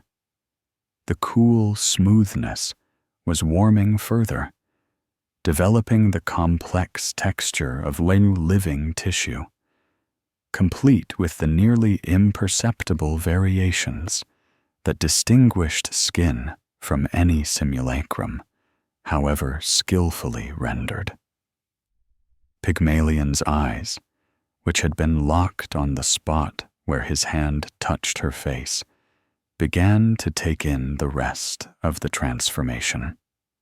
The ivory throughout her entire form was changing, rippling with alteration that spread like dawn light across a landscape. Where there had been only carved suggestion of veins beneath the surface, actual vessels now pulsed with blood. Where drapery had been stone-simulated fabric, genuine silk now lay against genuine skin, moving with the slight motion of breath that was beginning to stir in lungs that were becoming real. The white of the ivory was shifting, taking on the subtle coloration of human complexion. Not dramatically, not suddenly, but gradually, like the slow bloom of color in the sky at sunrise. A faint flush appeared in her cheeks, the natural pink of blood flowing beneath fair skin. Her lips, which he had carved with such care, such longing, were developing a deeper rose hue, the particular shade that marked living tissue rather than lifeless material. Even her carved hair, which had been merely suggested strands of ivory, was transforming into actual hair. Individual strands, gaining texture and movement, catching light, not with the gleam of polished stone, but with the living sheen of keratin growing from a living scalp. But the most extraordinary change was occurring in her face. The features Pygmalion had so carefully carved were gaining dimension that went beyond mere physical form. The carved expression was shifting, subtle muscles beneath the skin moving in ways that ivory could never move, creating the play of emotion across features that were becoming capable of true expression. The slight tilt to her lips that he had carved as a fixed smile was becoming something more, a real curve of the mouth that could change, that could deepen or soften, that could speak and kiss and express joy or sorrow. And her eyes, those closed eyes he had rendered with such care, began to flutter. The lids, which had been sealed in perpetual repose, began to move, lashes trembling as consciousness stirred behind them. Pygmalion watched, transfixed, as the most profound moment of his life unfolded before him. She was waking. His creation, his impossible love, was becoming real, was coming to life beneath his very hand. The moment seemed to stretch into infinity, each second containing multitudes. But in truth, the transformation likely took only minutes. Minutes during which Pygmalion remained frozen, his hand still against her warming cheek, his breath caught in his throat, his entire being focused on witnessing this miracle that transcended everything he thought he knew about the world, about art, about the boundaries between creation and life. Then, with a movement so slight he almost missed it, her chest rose. A breath, the first true breath those newly living lungs had ever drawn. It was shallow, tentative, as if her body were learning what it needed to do, how breathing worked, how to pull air in and release it in the rhythm that would sustain life. But it was real, undeniably real, life asserting itself in the most fundamental way. Her lips parted slightly, and a soft sound emerged. Not quite a word, more like a sigh or a whisper of confusion. The sound vibrated through her throat, her newly formed vocal cords creating actual sound waves that traveled through the air and reached Pygmalion's ears. she had made a sound. His silent statue, who had never and could never speak, had made a sound. Then her eyes opened. For years afterward, Pygmalion would struggle to find words adequate to describe that moment, that first time he looked into the eyes of the woman who had been his creation and saw consciousness looking back at him. The eyes were the same color he had imagined when carving them, had somehow known they should be, even though he had rendered them closed. A warm brown with flecks of gold, like sunlight filtered through autumn leaves. But color was the least significant aspect. What mattered was what he saw behind them. Awareness, confusion, wonder, the dawning of thought and feeling and selfhood. She blinked, those lids moving in the automatic response that protected eyes and kept them moist, but also in the deliberate action of someone trying to clear their vision, to understand what they were seeing.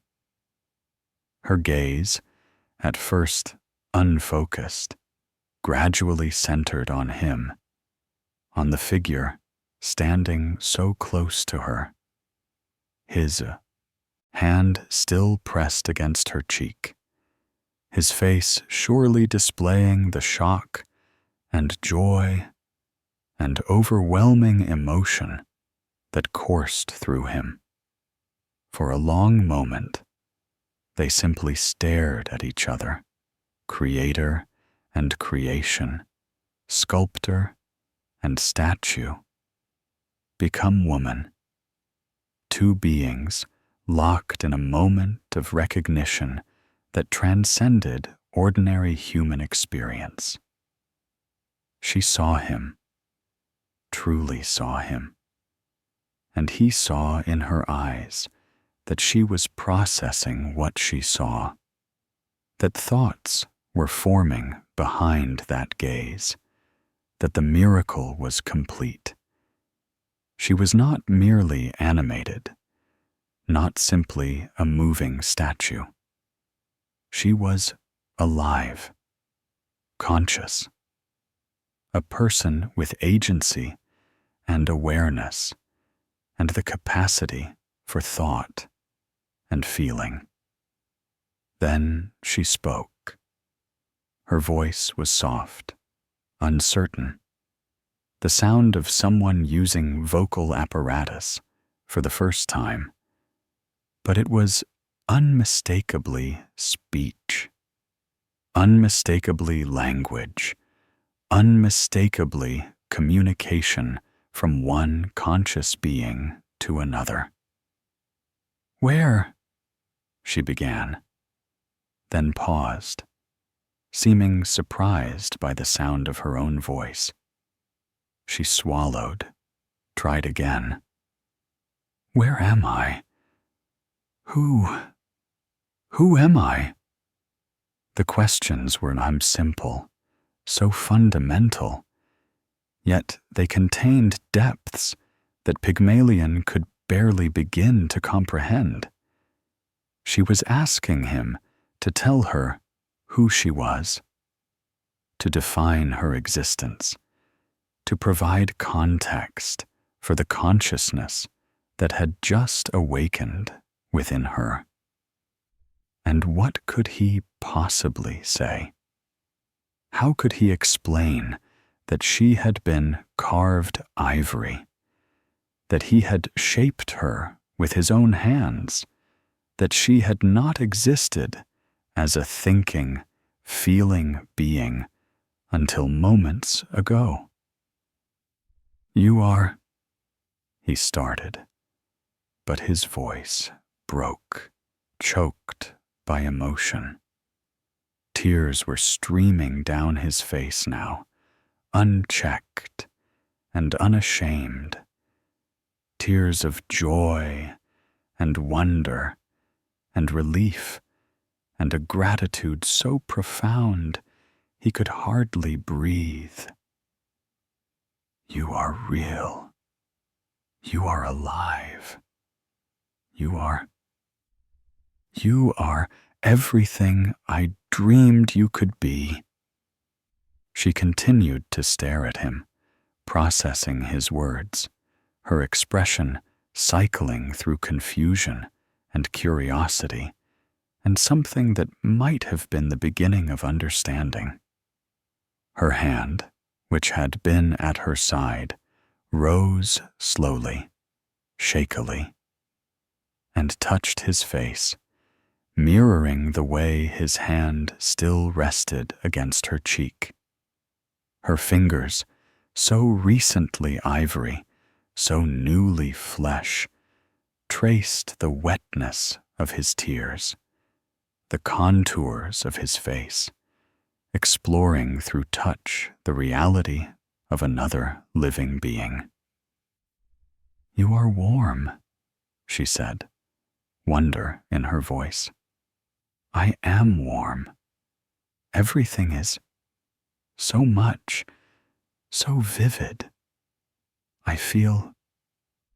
She trailed off, clearly overwhelmed by the sudden rush of sensory input that came with possessing a living body.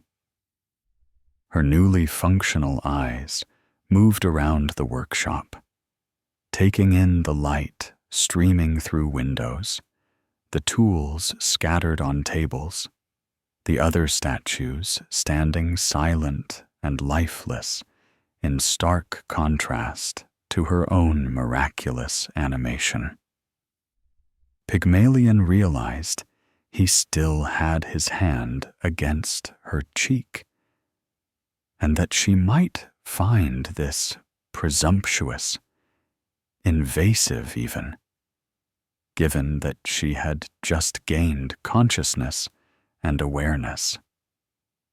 He began to pull away, but her hand caught his, holding it in place with a grip that was tentative but deliberate. She wanted the contact, wanted the connection to this other warm, living being who stood before her with such obvious emotion written across his features. Please, she said softly, don't move away. I don't understand what's happening, but your touch feels right, safe, like something I've known before, even though I just opened my eyes. And perhaps she had known it, in whatever twilight state of proto-consciousness had existed in her during her time as ivory. Pygmalion had touched her constantly during those months of obsession, had caressed her face, had spoken to her, had poured out his heart to an audience that could not respond. Perhaps some echo of those moments had imprinted themselves on whatever essence was now animating this body, creating a sense of familiarity, of recognition, of safety in his presence. I am Pygmalion, he said, his voice steadier now, though still thick with emotion. I am a sculptor. I created you. I carved you from ivory, shaped every detail of your form with my own hands. And I fell in love with you. With the statue you were. I prayed to Aphrodite, begged her to make you real, to give you life. And she heard me. She granted my prayer. You are her gift, her miracle.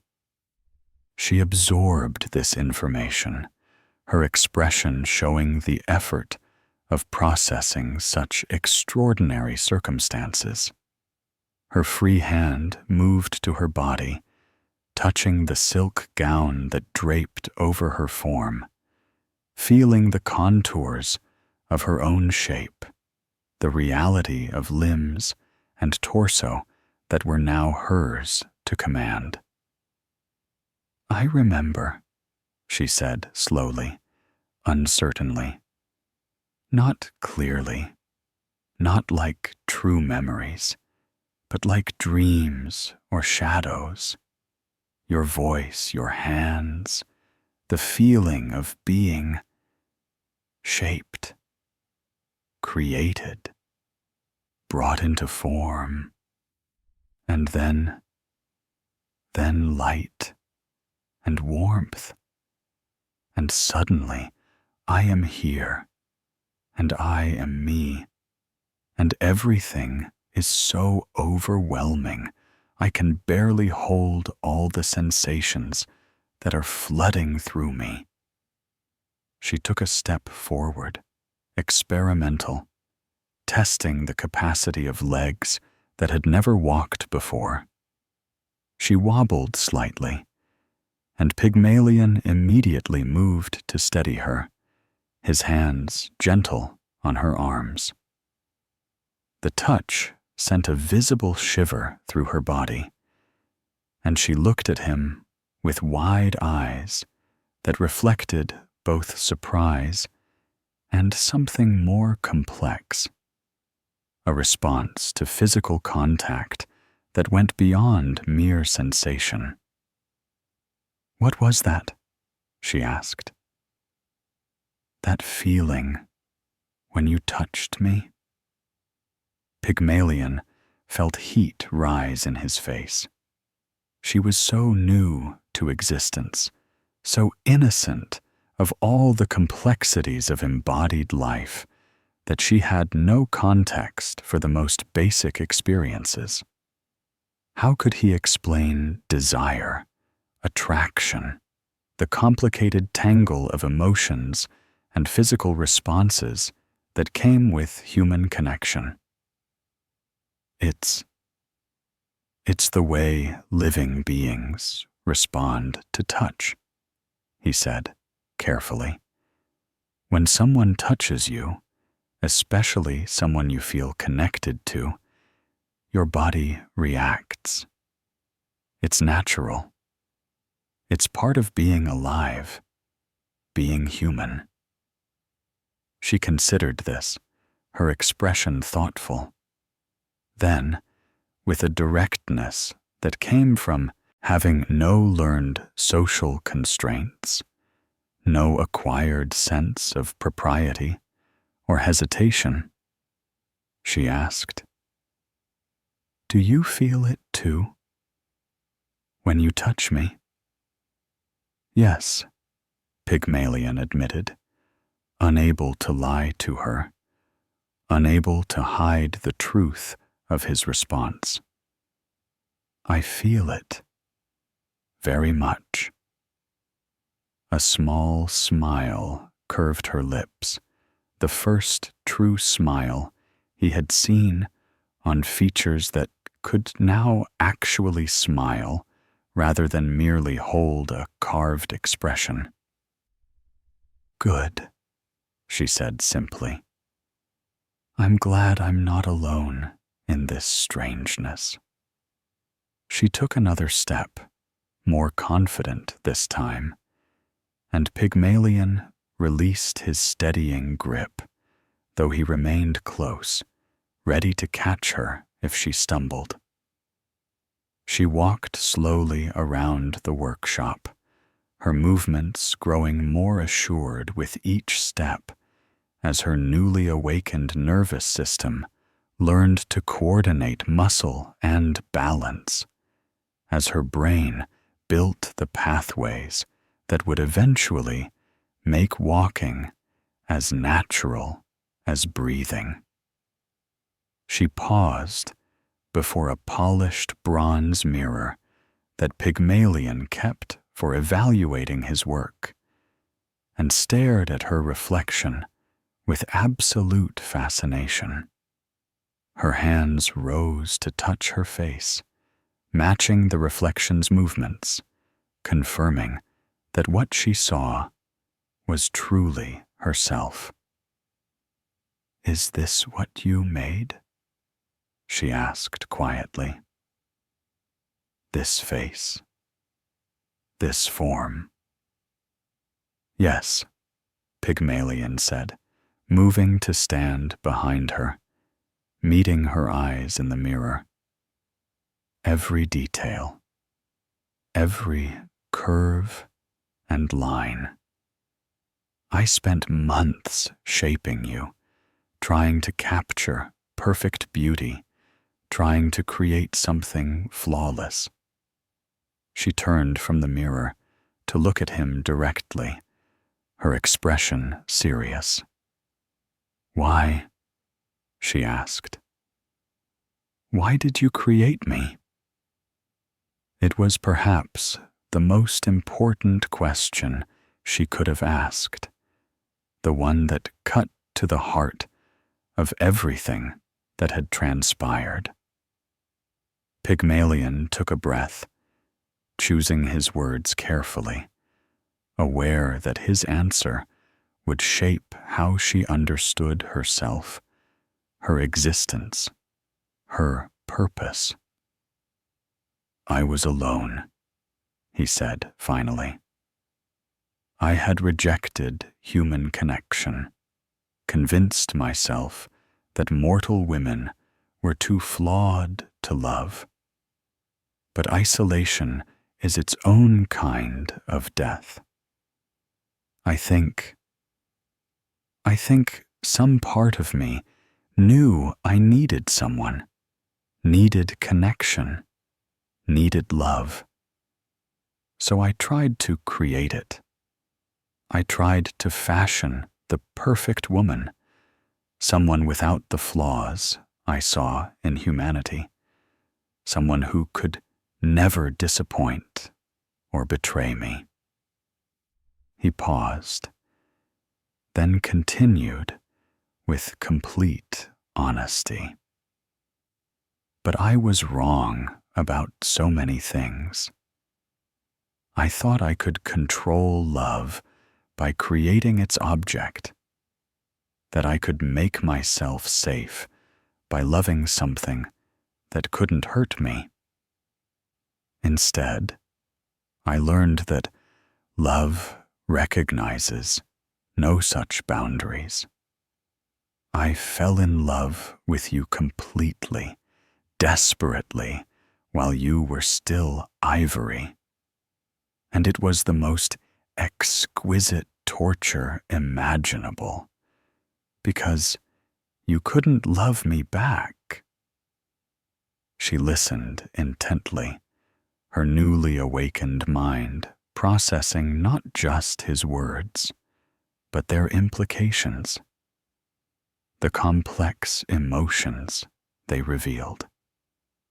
When he finished, she was quiet for a long moment before speaking. "And now?" she asked softly. "Now that I am real, now that I can respond and feel and choose, what do you expect from me?" The question hung in the air between them, heavy with significance. What did he expect? He had prayed for her to come to life, had yearned for it with every fiber of his being. But had he truly considered what would happen afterward?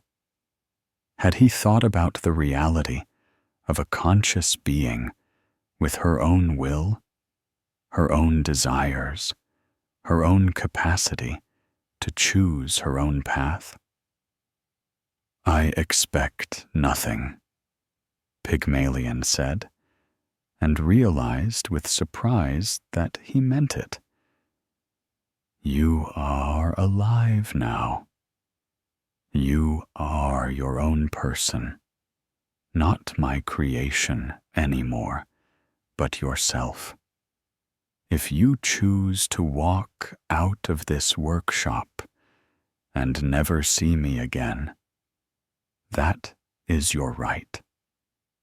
If you want to discover who you are without reference to who made you, I will not stand in your way.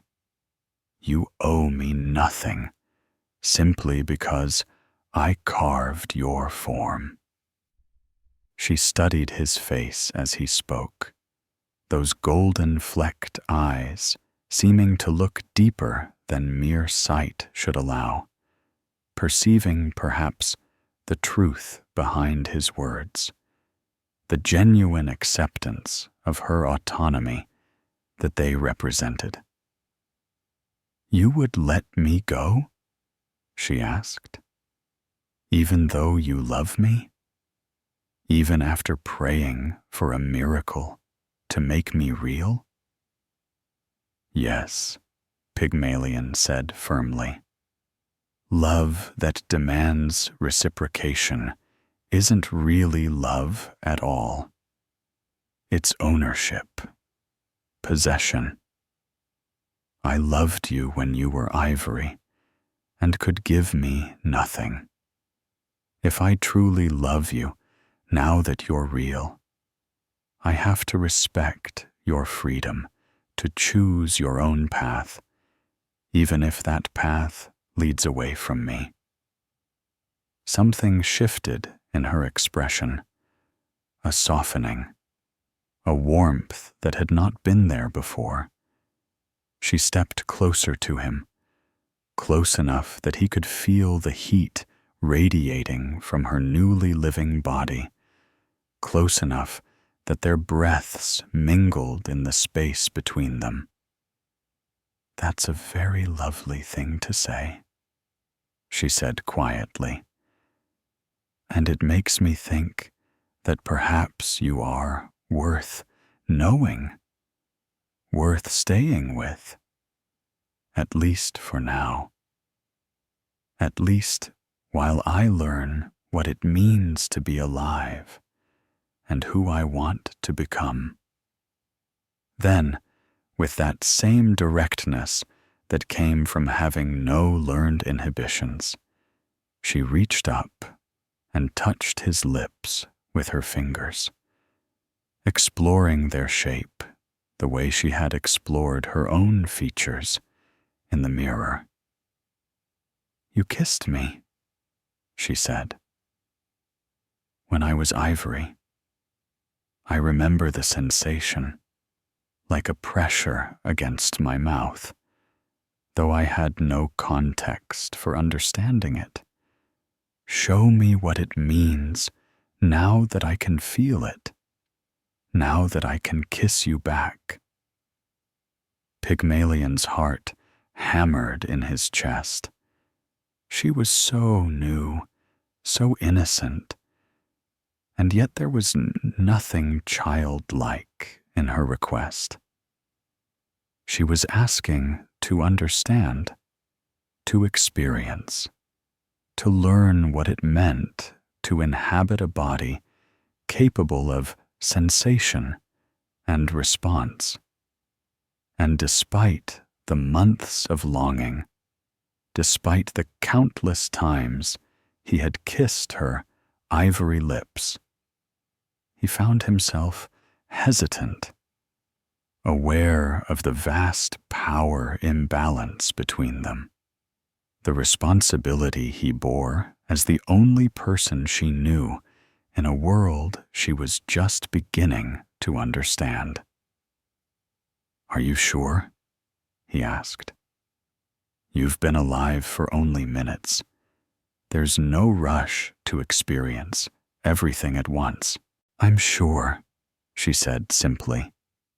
My body is new, but there's something in me that feels drawn to you, something that wants this connection. Maybe it's the echo of all those times you touched me before. Maybe it's gratitude for bringing me into existence. Maybe it's simply curiosity. But I want to know what kissing means. And so, with a tenderness born of months of impossible longing, now transformed into possible reality, Pygmalion leaned down and pressed his lips gently to hers. The sensation was nothing like kissing ivory had been. Her lips were warm, soft, yielding beneath his. He could feel her breath catch, feel the slight tremor that ran through her body, feel the moment when she began to respond, her mouth moving against his in tentative exploration. When they finally separated, her eyes were wide with wonder. "Oh," she breathed, that's quite remarkable. I felt it not just in my lips, but everywhere, like warmth spreading through my entire body. Is it always like that? When there's genuine feeling behind it? Yes, Pygmalion said, his own voice unsteady. When there's connection and desire and care. She smiled again, that luminous expression that transformed her features in ways his carving could never have captured. Then I think I would like to do it again. But first, I'm curious about everything. This workshop, these other statues, the city beyond these walls. Will you show me? Will you teach me about this world I've just entered? And so began the strangest and most wonderful education imaginable. For hours that stretched into the evening, Pygmalion guided his newly living beloved through the basics of existence. He showed her how to walk with confidence, how to pick up objects and manipulate them with hands that were learning fine motor control. He brought her food, simple bread and fruit and cheese, and watched her face light up with astonishment at the experience of taste, at the complex flavors that danced across her tongue and made her laugh with delight. He explained the other statues in his workshop, the difference between them and her, between cold marble that would remain forever lifeless and the miraculous transformation that had granted her consciousness. She touched them curiously, feeling their coldness, their hardness, so different from her own warm, yielding flesh. And she seemed to understand in that moment just how extraordinary her existence was. As twilight deepened and lamps were lit throughout the workshop, Pygmalion told her about Cyprus, about Aphrodite, whose miracle had created her, about the world beyond the workshop walls. She listened with rapt attention, asking questions constantly, her newly awakened mind hungry for knowledge, for understanding, for context that would help her make sense of her own existence.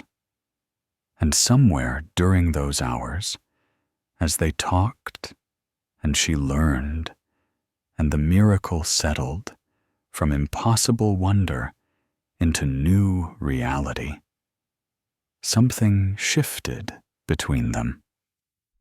The distance that had existed at her awakening, the uncertainty and strangeness began to dissolve.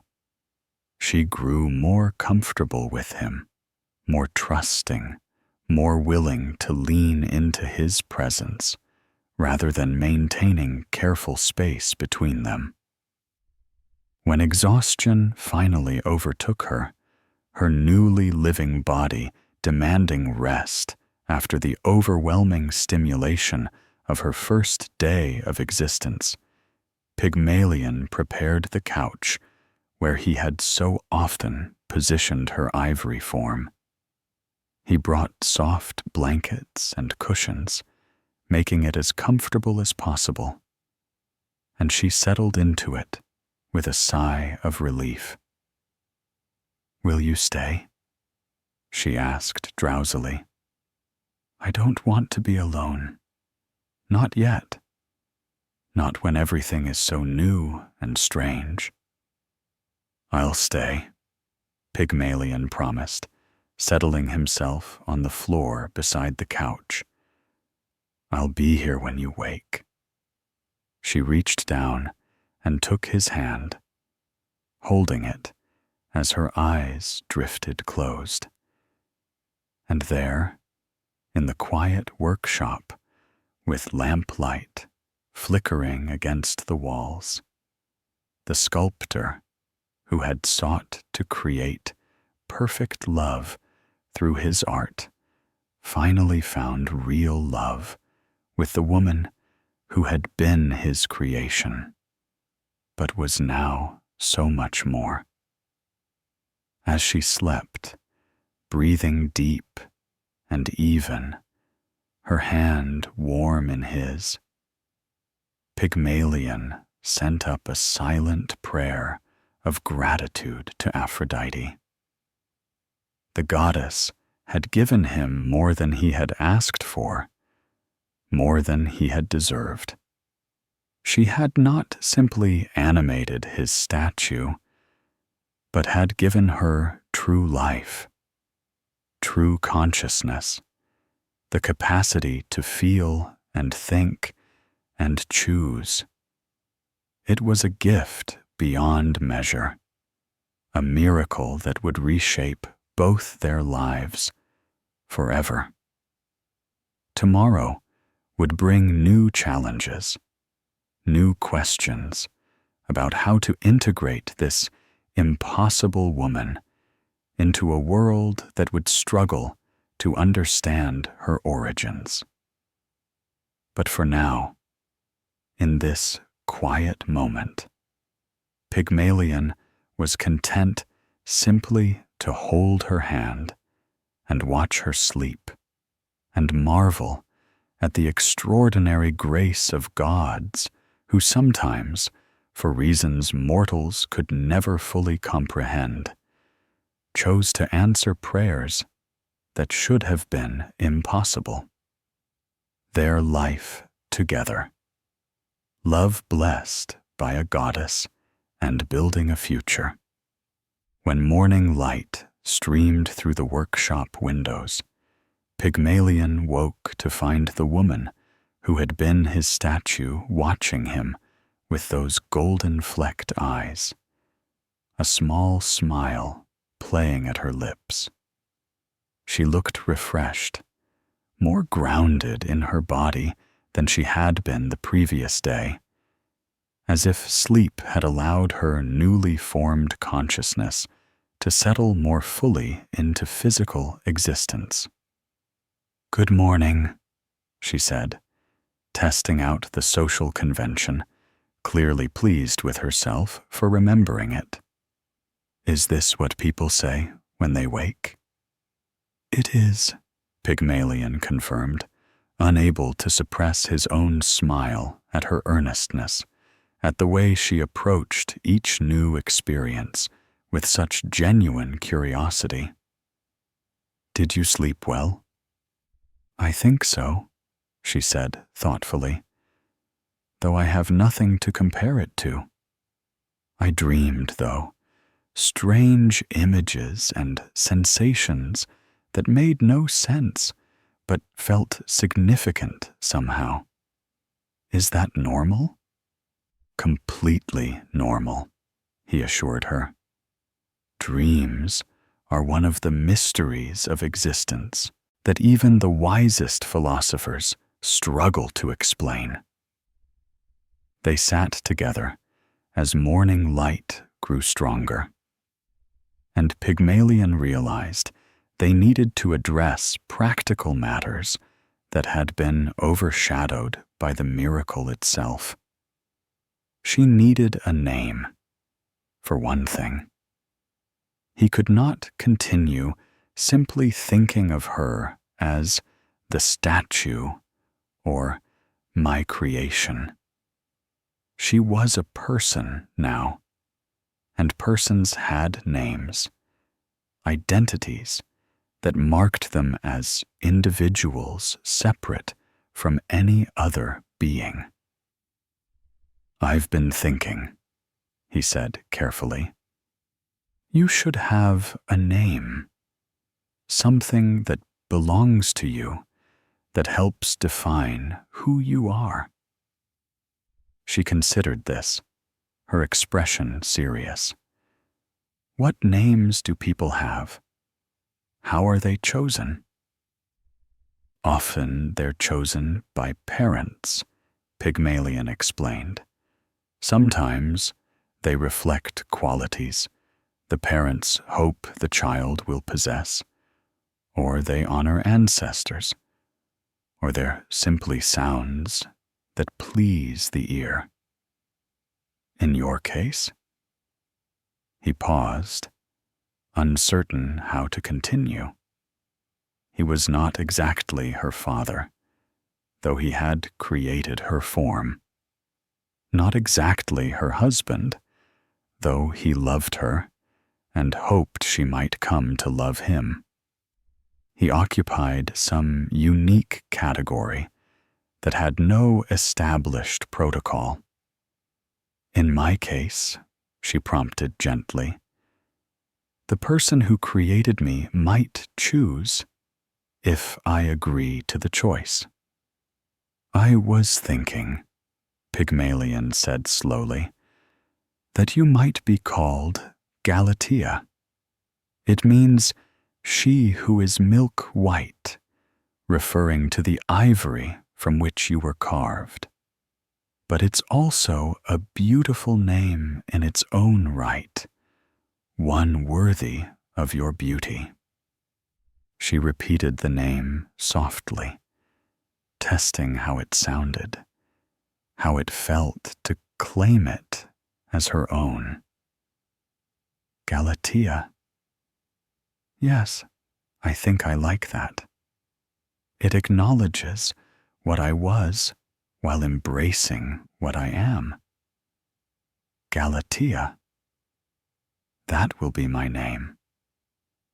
And so she became Galatea, not just a statue transformed, but a woman with identity, with selfhood, with a name that would mark her existence in the world.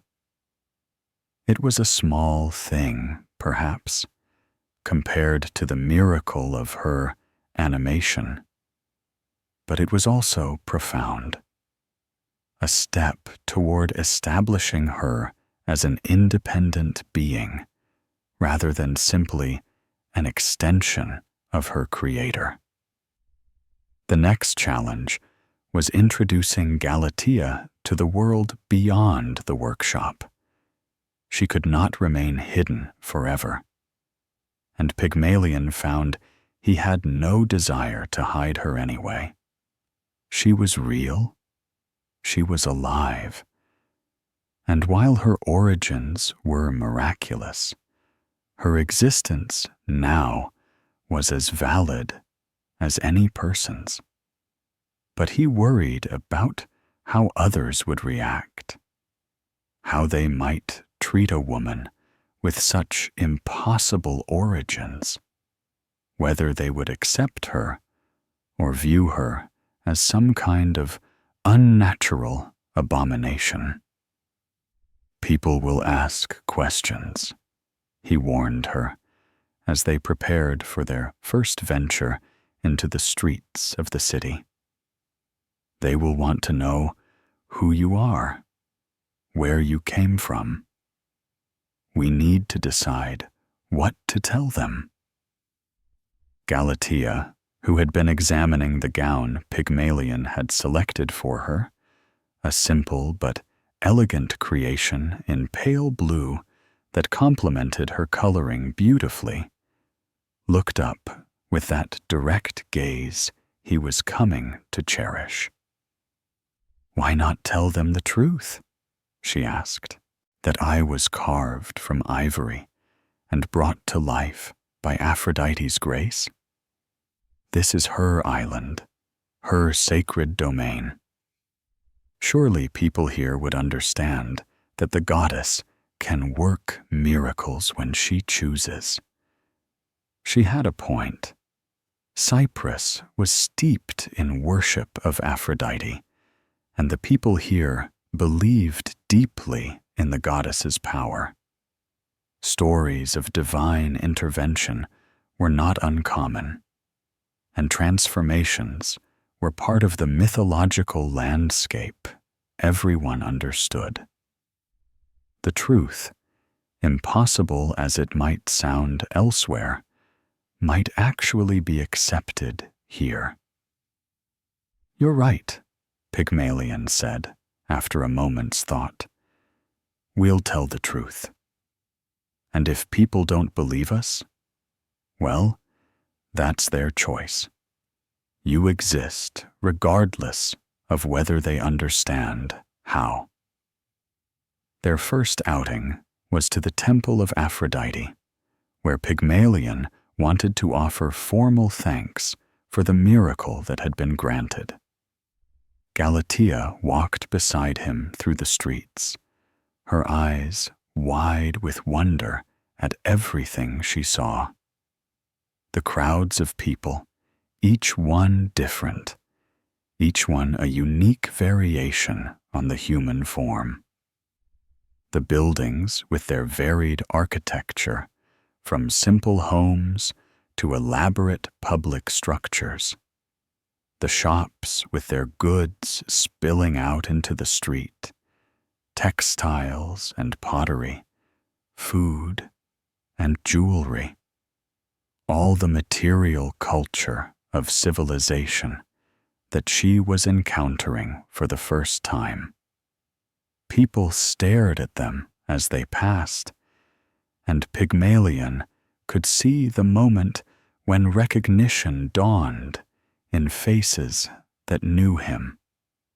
The sculptor Pygmalion, who had lived alone for years, who had rejected human companionship in favor of his art, was now walking through the streets with a woman of extraordinary beauty. A stranger no one had seen before. Whispers followed in their wake, speculation and curiosity spreading like ripples in water. At the temple, they found the same priest who had been present during the festival, the one who had witnessed the threefold surge of flames on Pygmalion's altar. The man's eyes widened when he saw them approach together, and something like understanding dawned in his expression. "The prayer was answered," he said quietly, and it was not a question, but a statement of recognition. "It was," Pygmalion confirmed. "The goddess granted a miracle beyond anything I dared hope for. This is Galatea, who was ivory and is now flesh, who was art and is now life. We come to offer thanks and to present her to the goddess who created her." The priest studied Galatea with an expression that mixed awe with professional religious duty. "You are blessed among women," he said formally. "To be touched directly by divine power, to be brought into existence through the goddess's will, marks you as special beyond ordinary mortals. The goddess must have great purpose for you." Galatea inclined her head gracefully, already learning the social protocols that governed religious spaces. "I am grateful for the life I've been given," she said simply, "and I hope to prove worthy of such an extraordinary gift." They made their offerings, burning incense and pouring libations, speaking prayers of gratitude that came from the deepest parts of their hearts. And as they prayed, Galatea beside him, now living and breathing and consciously participating in worship, Pygmalion felt a completeness he had never known before. He was no longer alone. He had been granted not just the physical presence of the woman he loved, but her consciousness, her personality, her capacity to share in experiences like this one. Over the following weeks and months, Galatea integrated herself into Pygmalion's life and into the broader community of Cyprus with remarkable grace. Her story spread quickly, the tale of the sculptor's statue brought to life by Aphrodite's power. And rather than rejection or suspicion, she found herself treated with something approaching reverence. People saw her as a living testament to the goddess's power, proof that miracles could still occur, that divine intervention remained a reality in the world.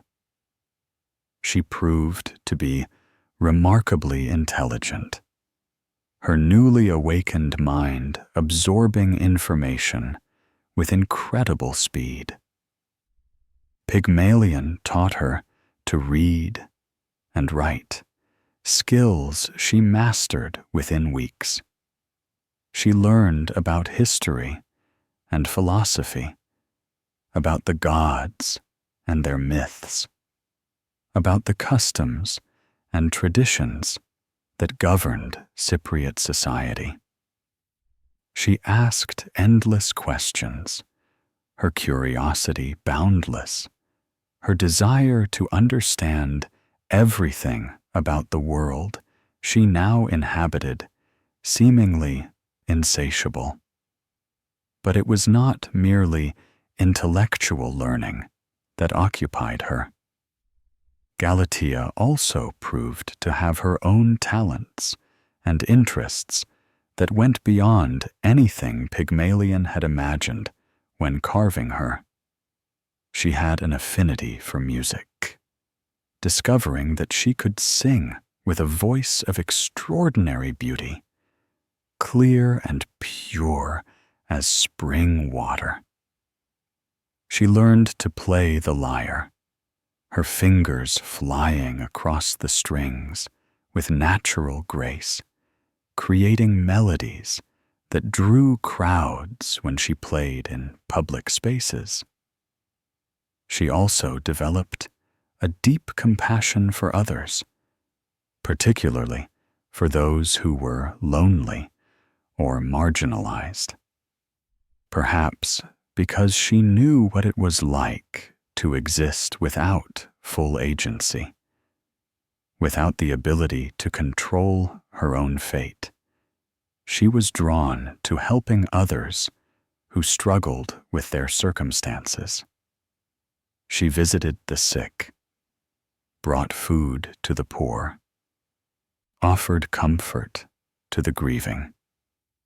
People began to seek her out, not just as a curiosity or a miracle, but as someone whose presence brought genuine solace and hope. And through it all, the relationship between Galatea and Pygmalion deepened and evolved. The early days of her awakening, marked by his worry about power imbalances and her innocent curiosity, gave way to a genuine partnership built on mutual respect and growing affection. Galatea chose, freely and repeatedly, to stay with Pygmalion, not because she owed him anything, but because she wanted to be with him. Their romance blossomed naturally, tenderly, each step taken with care and consideration for the other's feelings. Pygmalion, who had once believed himself incapable of truly connecting with another person, found himself opening up in ways he never had before. He shared his fears and hopes, his past disappointments, his dreams for the future. And Galatea, learning what it meant to love and be loved, gave herself to the relationship with wholehearted commitment. When they finally came together physically, it was not the frantic coupling of desperate passion, but something more profound, more meaningful. It was a joining of two people who had chosen each other, who respected and cared for each other, who wanted to express through physical intimacy the emotional connection they had built. For Pygmalion, it was the fulfillment of months of impossible longing transformed into possible reality. For Galatea, it was the discovery of another dimension of existence, another way that bodies could communicate and connect beyond words or touch. In time, as their relationship stabilized and their love proved enduring, they married. The ceremony took place naturally in the temple of Aphrodite, with the goddess's priestess officiating, and what seemed like the entire population of their city in attendance. It was a celebration not just of their union, but of the miracle that had made it possible, a public acknowledgement that divine power could still reshape reality in ways that defied ordinary understanding. And then, approximately 9 months after her awakening, Galatea gave Pygmalion the most astonishing news of all. She was pregnant. The possibility had not even occurred to him, had seemed beyond even the miracle the goddess had already granted. But Galatea's body, formed by divine power, functioned as any woman's body would, complete with the capacity to create new life. The pregnancy was healthy and normal in every way, and when Galatea went into labor, attended by midwives who treated the birth as the sacred event it was, she delivered a healthy child. In Ovid's account, they had a daughter whom they named Paphos, after the city that was most sacred to Aphrodite, the place where the goddess's worship was strongest. However, different translations and versions of the myth vary on this detail. Some sources describe Paphos as their son, others as their daughter. What remains consistent is that the city of Paphos derives its name from this child. Additionally, earlier Greek sources mention that Pygmalion had a daughter named Metharme, though the relationship between these various traditions is not entirely clear. The birth of their child represented something profound beyond the simple joy of new parents. It demonstrated that Galatea was not merely an animated statue, not just a magical creation that mimicked life. She was fully, completely human, capable of all the things that humanity entailed, including the creation of new life. This child was proof of her absolute realness, her total integration into the natural order despite her supernatural origins. As their son, Paphos, grew to manhood, the family's connection to it, Aphrodite's worship, deepened. The city of Paphos, already sacred to the goddess, became even more firmly established as the center of her cult on Cyprus. Whether Paphos himself founded the city or simply strengthened its religious importance, the connection between their family and Aphrodite's worship became legendary. The city's great temple attracted pilgrims from across the Mediterranean, and the family's story became part of the sacred history of the place. Pygmalion's workshop continued to produce beautiful sculptures, though none could ever match the significance of the one that had changed his life.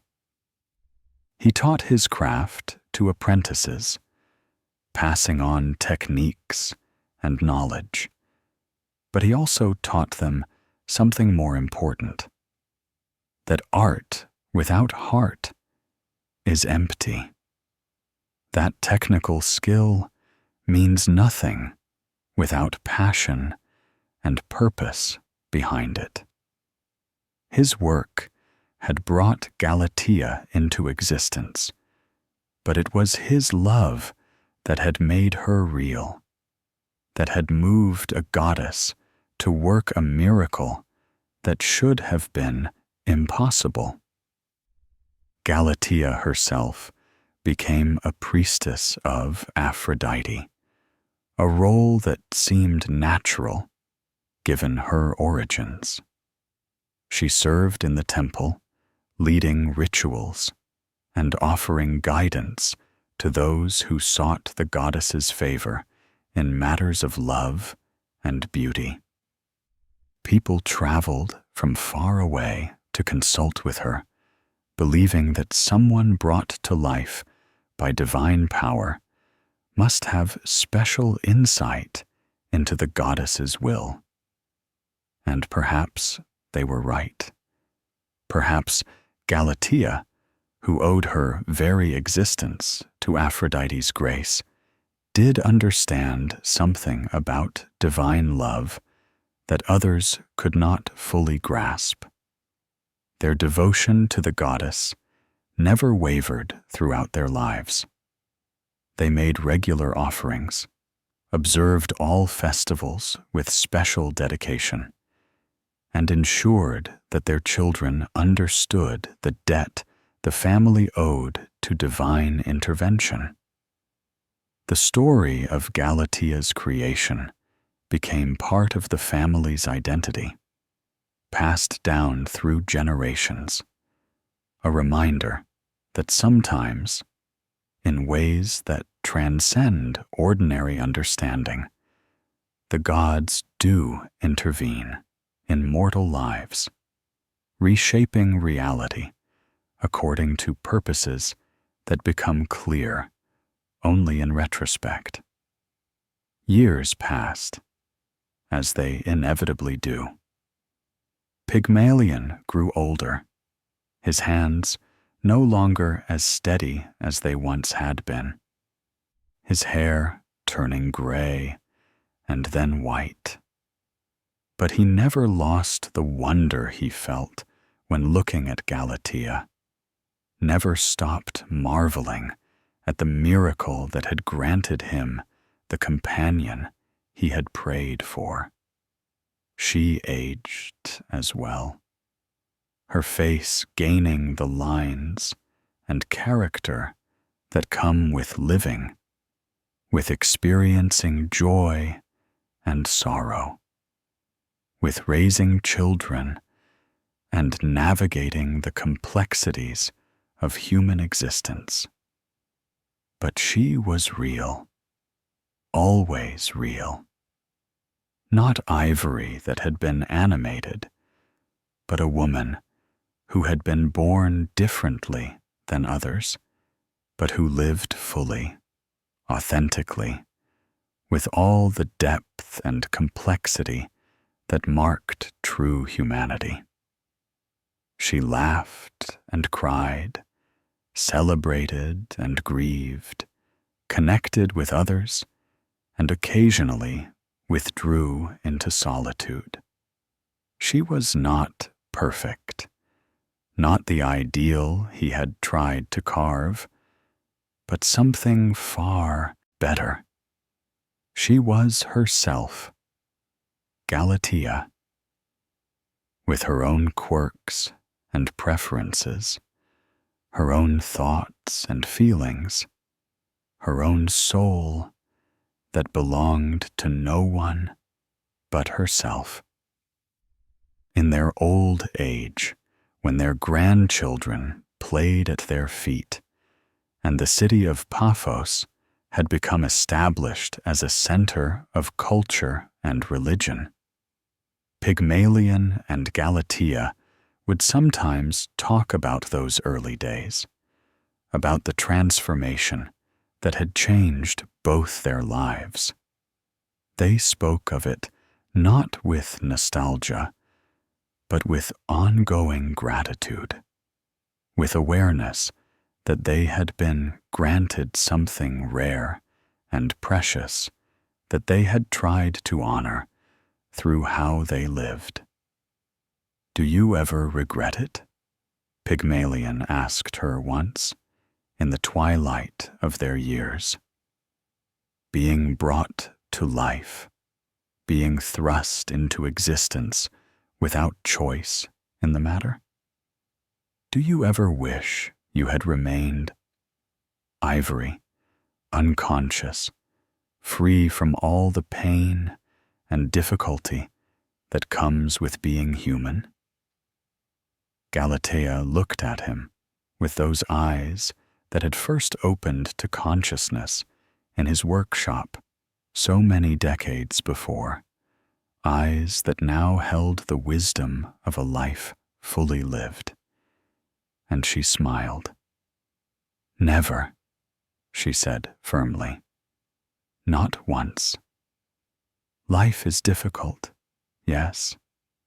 There is pain and loss and disappointment, but there is also joy and love and beauty. There are sunrises that take your breath away, and music that makes your heart soar. There are children who grow into remarkable adults, and friends who stand beside you through difficult times. there is this moment right now, sitting here with you, feeling the warmth of your hand in mine, knowing that we have built something meaningful together. How could I ever regret this? How could unconsciousness compare to the richness of truly living? And Pygmalion, who had once sought to create perfect love through his art, who had learned instead that real love was messy and complicated and infinitely more valuable than any ideal, held his wife's hand and agreed that yes, life with all its imperfections was indeed the greatest gift the gods could grant. When they died, as all mortals must, they were buried together in a tomb near the temple of Aphrodite, their story carved into the stone for future generations to read and remember. The tomb became a pilgrimage site for lovers, who would come to pray for the goddess's blessing on their relationships, asking that their love might be as enduring as the love between Pygmalion and Galatea. And thus, their story passed into legend, preserved in poetry and song, told and retold across generations, until it became one of the foundational myths of love itself. The sculptor and his statue, the artist and his creation, the mortal man and the woman born from divine grace. Their tale spoke to something fundamental in the human heart, to the longing for perfect love, and the discovery that real love, with all its complications and imperfections, is actually far more precious than any ideal we might imagine. The deeper meanings, love, art, and the transformation of the heart. The story of Pygmalion and Galatea, passed down through centuries of retelling, resonates with audiences far beyond the borders of ancient Cyprus, far beyond the worship of Greek gods, far beyond any specific culture or time period. This is because the tale touches on fundamental questions about love, art, creation, and the nature of human longing that remain relevant regardless of when or where the story is encountered. To understand why this myth endures, why it continues to captivate imaginations and inspire new interpretations, we must look at the deeper meanings embedded within its narrative structure. At its most obvious level, the story explores the relationship between artist and creation. Pygmalion's journey from sculptor to lover represents the universal experience of creators becoming emotionally attached to their works. Every artist who has ever poured their heart into a creation knows something of what Pygmalion experienced. The intimate connection that forms when you spend hours, days, months shaping something with your own hands, infusing it with your vision and passion. Artists speak of their works as if they have personalities, as if they're alive, because in a very real sense, they are alive. They carry the essence of their creator's thoughts and feelings made manifest. But Pygmalion's story takes this relationship to its extreme, illustrating the danger of losing oneself entirely in creation.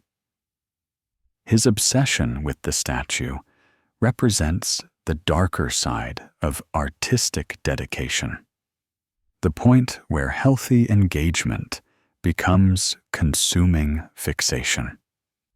He crossed the boundary between appreciating his work and falling in love with it, between being proud of his achievement and being unable to separate himself from what he had made.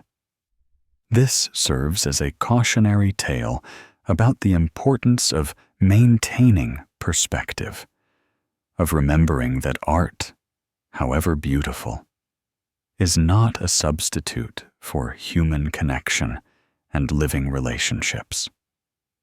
Yet the story also validates the transformative power of artistic dedication. It was precisely because Pygmalion poured so much of himself into his creation, because he loved it so completely and devotedly, that the goddess was moved to grant his prayer. His obsession, which would have destroyed him if left unanswered, became the very thing that made the miracle possible. This suggests that while obsession is dangerous, absolute commitment and passionate dedication have value. They can move gods and reshape reality, at least in the mythological realm, where such transformations become possible. The myth also explores idealization in relationships and its consequences.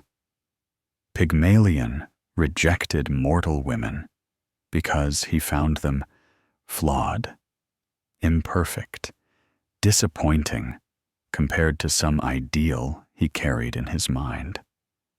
So he created that ideal physically, carved it in ivory, made it exactly as he wanted it to be.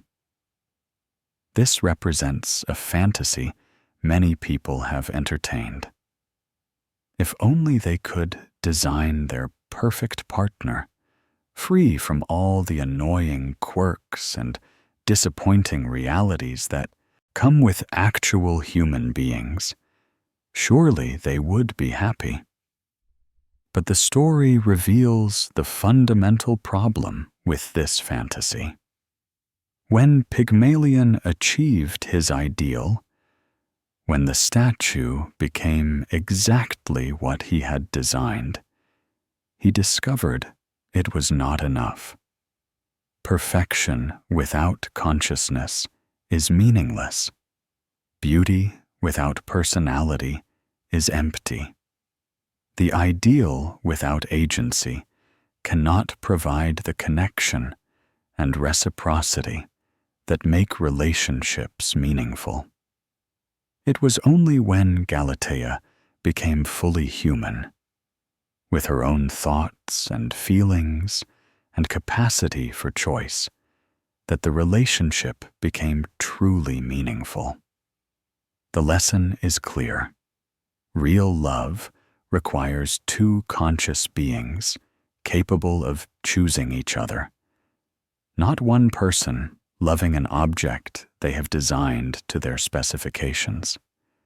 This connects to broader questions about control and autonomy in relationships.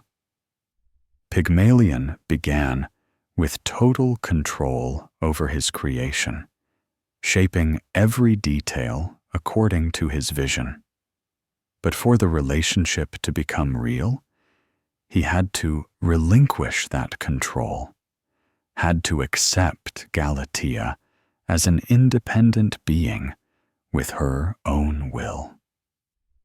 His willingness to do so, his declaration that she owed him nothing and could leave if she chose, was perhaps the most important moment in the entire story.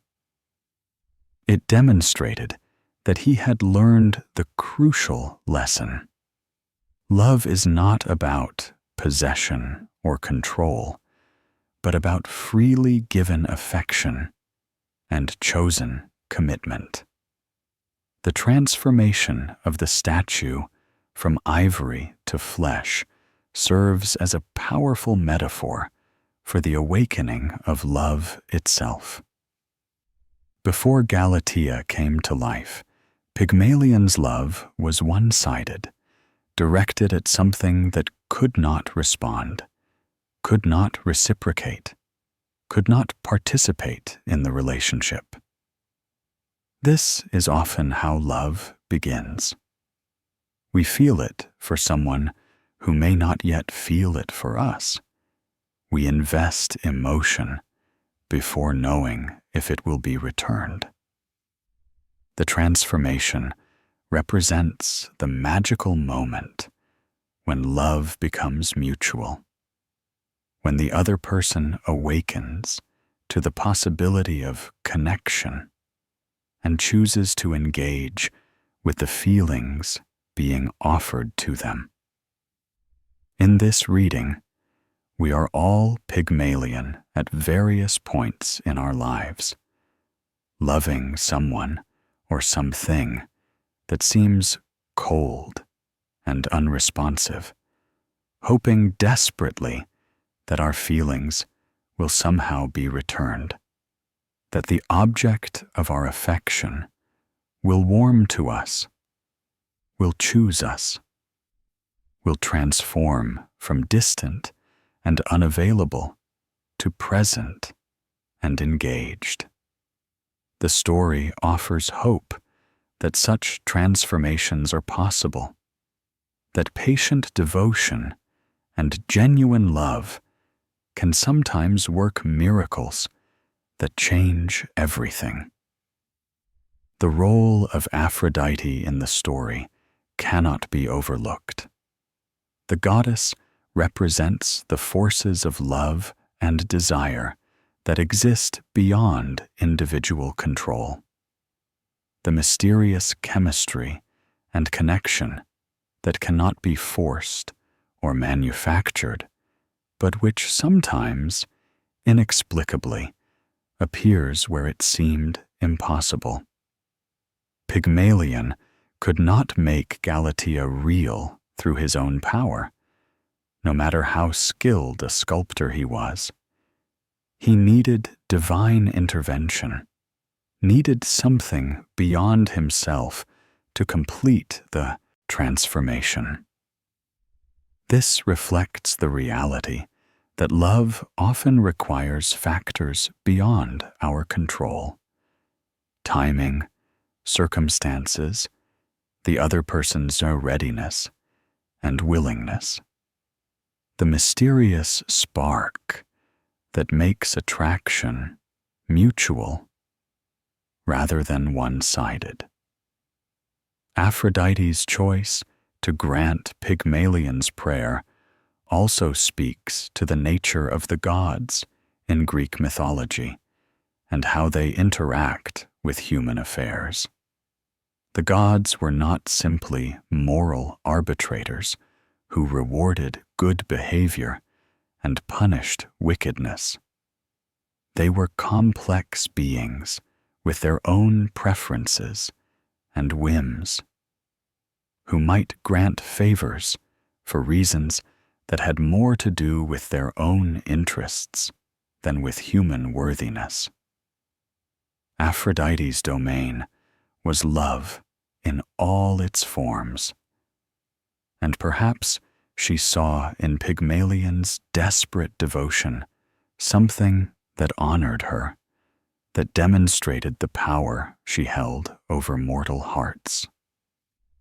His love for the impossible became a testament to her influence, and his suffering proved that no one, not even a man who tried to avoid her domain through isolation and art, could escape her power. The story also raises fascinating questions about identity and personhood. When did Galatea become a person? Was it the moment the ivory warmed to flesh? The moment her heart began beating? The moment she opened her eyes and consciousness dawned behind them? Or was there some sense in which she was always a person, even as ivory, possessing some proto-consciousness that Pygmalion's devotion nurtured until the goddess gave it full expression? These are not merely academic questions. They touch on how we understand consciousness, identity, and what makes someone truly alive. In our modern world, where we create increasingly sophisticated artificial intelligences and debate when or if they become truly conscious, the story of Galatea takes on new relevance. She was created by an intelligence external to herself, shaped according to another's vision, yet she became undeniably real, undeniably her own person. The myth suggests that consciousness and personhood can emerge in unexpected ways, that the boundary between created and self-created, between object and subject, is more permeable than we might assume. Galatea's acceptance of her origins also provides a model for how we might understand our own formation by forces beyond our control. None of us chose to exist. None of us designed ourselves. All of us were shaped by genetics and environment and the intentions of those who raised us. Yet we become ourselves, despite not choosing our beginnings. We develop agency and autonomy, even though we started as helpless and dependent. Galatea's journey from ivory to flesh to fully realized person mirrors every human being's journey from unconsciousness to awareness to selfhood. The story's happy ending, rare in Greek mythology, which more often favored tragedy, is itself significant. Pygmalion and Galatea lived long, fulfilling lives together, raised children, served the goddess who blessed them, and died peacefully in old age. This outcome suggests that love born from genuine devotion, blessed by divine grace, and built on mutual respect, can endure. It offers a counterpoint to the many tragic love stories in mythology, tales of lovers separated by death, or transformed into objects, or destroyed by their passion. Yet we must also acknowledge the problematic elements in the story, aspects that modern audiences might find troubling. The power imbalance between creator and creation. The fact that Galatea's existence was designed to fulfill Pygmalion's needs. The way her initial lack of knowledge and experience placed her in a vulnerable position.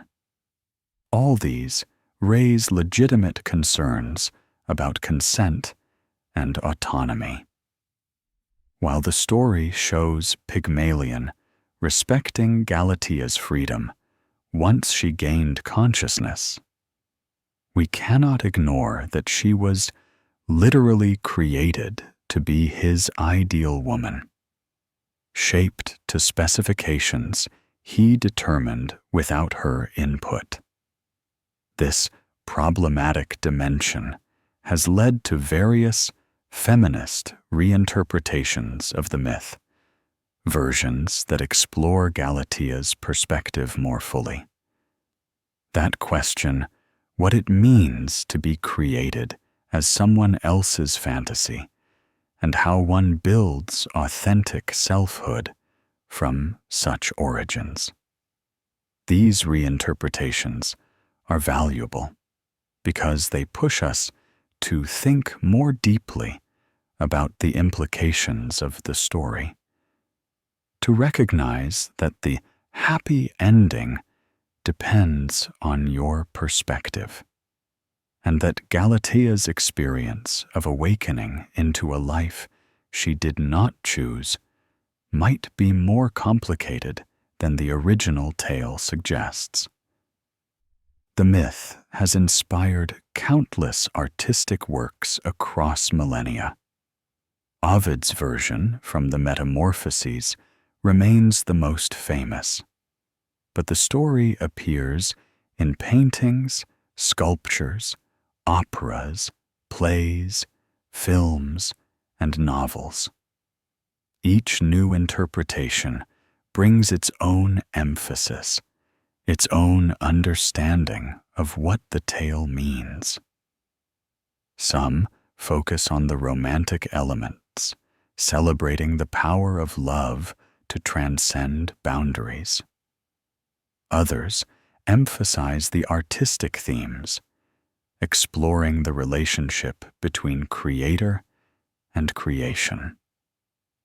Still others take darker approaches, examining obsession, control, and the dangers of idealization. George Bernard Shaw's play Pygmalion, written in 1913, transplanted the myth to Edwardian London, with Henry Higgins as a phonetics professor who transforms flower girl Eliza Doolittle into a lady through speech training. This version explicitly explores questions of class, education, and whether creating someone's identity gives you any claim on their future. The play's ambiguous ending, where Eliza asserts her independence and leaves Higgins uncertain, provides a more complex take on the relationship dynamics than the original myth. The musical My Fair Lady, adapted from Shaw's play, softened the ending to suggest romantic reconciliation, demonstrating how the Pygmalion story continues to evolve with each retelling, shaped by the values and expectations of new audiences. The myth's flexibility, its ability to support multiple interpretations and applications, testifies to the universal themes at its core. In psychology, the Pygmalion effect refers to the phenomenon where higher expectations lead to increased performance. Essentially, people tend to live up or down to the expectations others have of them. This application of the myth focuses on the transformative power of belief and expectation, suggesting that how we see others can actually shape who they become. While this effect operates through social and psychological mechanisms rather than divine intervention, it captures something of the myth's central insight, that our perceptions and treatments of others can profoundly influence their reality. Modern discussions of the myth often engage with questions about artificial intelligence and the potential for creating conscious beings.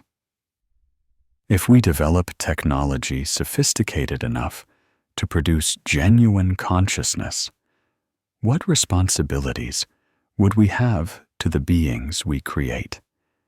Would they be our property, our children, or something else entirely?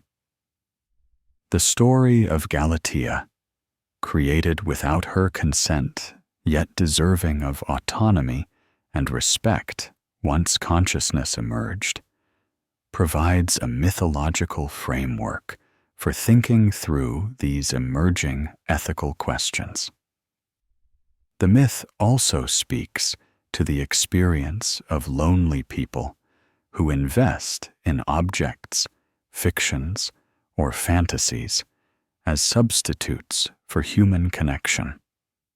In our modern world, we see this in parasocial relationships with celebrities or fictional characters, in devotion to virtual companions or AI chatbots, in the various ways people attempt to fill the void left by absence of real human intimacy. Pygmalion's initial relationship with his statue represents this kind of one-sided attachment, and his torment illustrates why such relationships, however comforting they might temporarily be, ultimately cannot satisfy our need for genuine reciprocal connection.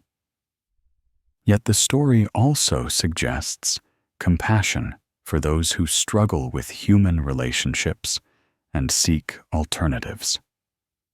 Pygmalion was not simply misanthropic or antisocial. He had been hurt, disappointed, disillusioned by his experiences with mortal women. His retreat into art and his love for the statue represented attempts to protect himself while still satisfying his need for beauty and connection. While the story ultimately shows that real relationships require real partners, it does not mock or condemn Pygmalion for his initial retreat from human intimacy. The religious dimensions of the tale remind us that the ancient Greeks understood divine intervention as a real possibility in daily life.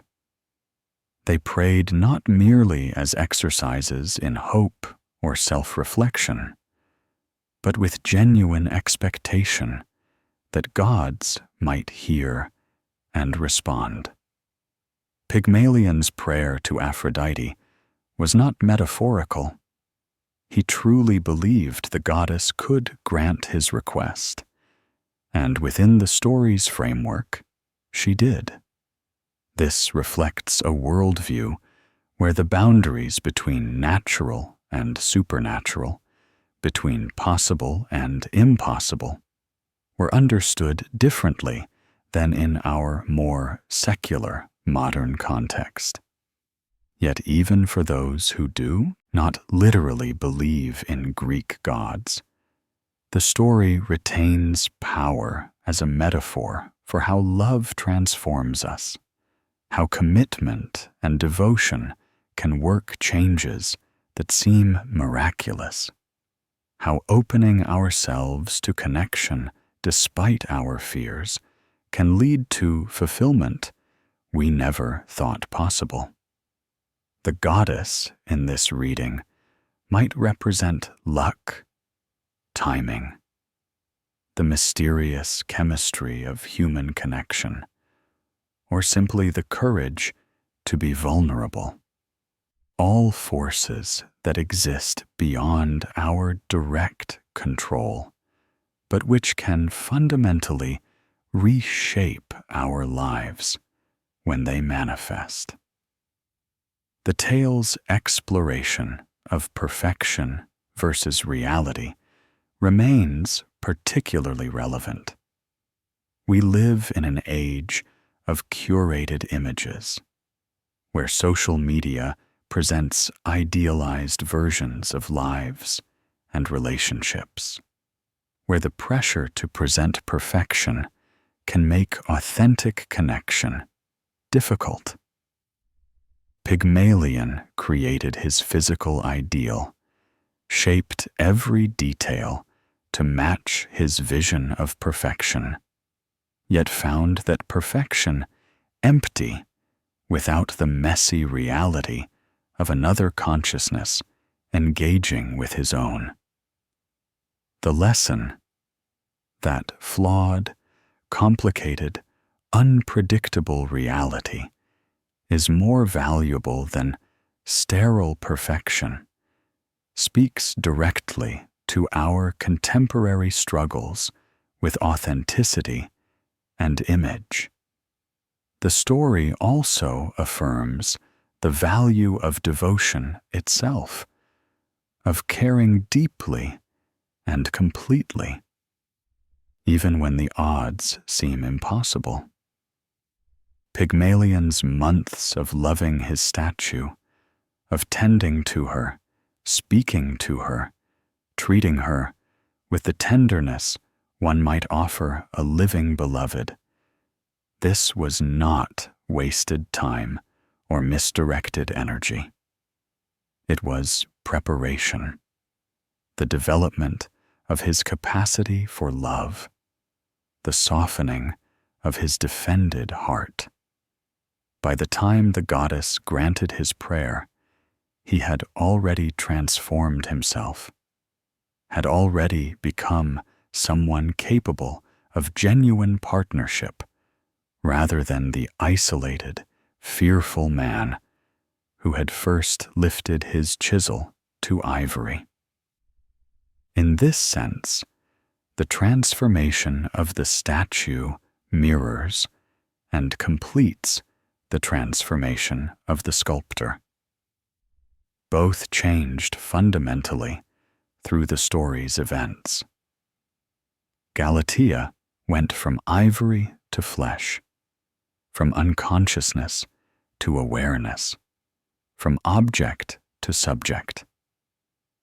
Pygmalion went from isolated to connected, from fearful to vulnerable, from controlled to open. The miracle worked on both of them, creating not just a living woman, but a man capable of truly loving one. As we reach the end of this ancient tale, retold for modern ears, we find in it reflections of our own longings and fears, our own struggles with connection and isolation, our own hopes that somehow, despite all odds, we might find love that sees us truly and stays. The story of Pygmalion and Galatea endures because it speaks to something fundamental in the human experience: the yearning for perfect love and the discovery that real love, with all its imperfections and complications, is the only kind that truly matters. In their workshop on Cyprus, lit by Mediterranean sun, a sculptor learned to love, and a statue learned to live. Together, they built something that transcended both art and nature, something that honored the goddess who blessed them while remaining ultimately, beautifully human. Their story reminds us that transformation is always possible, that love can work miracles, and that sometimes the impossible becomes real when devotion meets divine grace. And so, as we close this tale of love, divine, and transformation miraculous, let us remember what Galatea herself understood in the twilight of her years. That life, with all its pain and joy, its disappointments and triumphs, its ordinary moments and extraordinary miracles, is the greatest gift we can receive. Whether we come to consciousness through natural birth or divine intervention, whether we are shaped by genetics or carved from ivory, what matters is that we live fully, love deeply, and recognize the precious gift of awareness we have been granted. Conclusion: a love story for the ages. The myth of Pygmalion and Galatea has traveled through more than 2,000 years of human history, crossing cultures and languages, adapting to new contexts while retaining its essential power. From Ovid's elegant Latin verses to modern retellings in every medium imaginable, the story continues to captivate because it addresses desires and questions that remain constant despite the passage of centuries. We have journeyed together through the sun-drenched island of Cyprus, walked beside a lonely sculptor as he poured his heart into ivory, witnessed the miracle of transformation that changed both statue and man. We have explored the deeper meanings embedded in this tale, the questions it raises about love and art, control and autonomy, perfection and reality. And we have seen how a story born in ancient mythology continues to speak to contemporary concerns, offering insights that remain relevant regardless of when or where we encounter them. The enduring appeal of this myth lies not in its supernatural elements, the goddess's intervention, the magical transformation, but in its exploration of profoundly human experiences. The loneliness that drives us to seek connection even in impossible places. The way devotion can transform both the devoted and the object of devotion. The discovery that real relationships require real partners, that ideals must give way to authentic individuals if love is to flourish. The hope that our deepest longings might somehow be fulfilled, that the impossible might become possible, that love can work miracles. Pygmalion and Galatea's story is ultimately about transformation in all its forms. The transformation of ivory to flesh, of isolation to connection, of fear to vulnerability, of ideal to real. It reminds us that we are all, in our own ways, both sculptor and statue, shaped by forces beyond our control, yet capable of shaping ourselves and others through how we love, how we create, how we engage with the world around us. Their love, born from impossibility and blessed by divine grace, stands as a testament to the power of devotion, the importance of respecting autonomy, and the beautiful complexity of real relationships. It shows us that happy endings are possible, that love built on mutual respect and genuine connection can endure, and that sometimes, when we open ourselves to transformation, we discover that the reality exceeds anything we could have imagined. As we leave behind this tale of ancient Cyprus, of workshops filled with marble dust and temples fragrant with incense, of a sculptor's desperate prayer and a goddess's miraculous answer, perhaps we carry with us some small piece of its wisdom.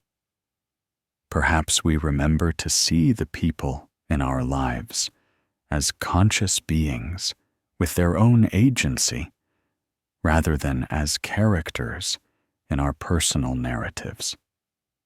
Perhaps we recognize that our ideals must always yield to the messy, complicated, infinitely more valuable reality of other people's authentic selves. Perhaps we find courage to be vulnerable, to love even when love seems impossible, to hope for miracles while appreciating the everyday magic of genuine human connection. The statue became a woman. The sculptor became a lover. Together, they built a life that honored both the divine blessing that created it and the human commitment that sustained it.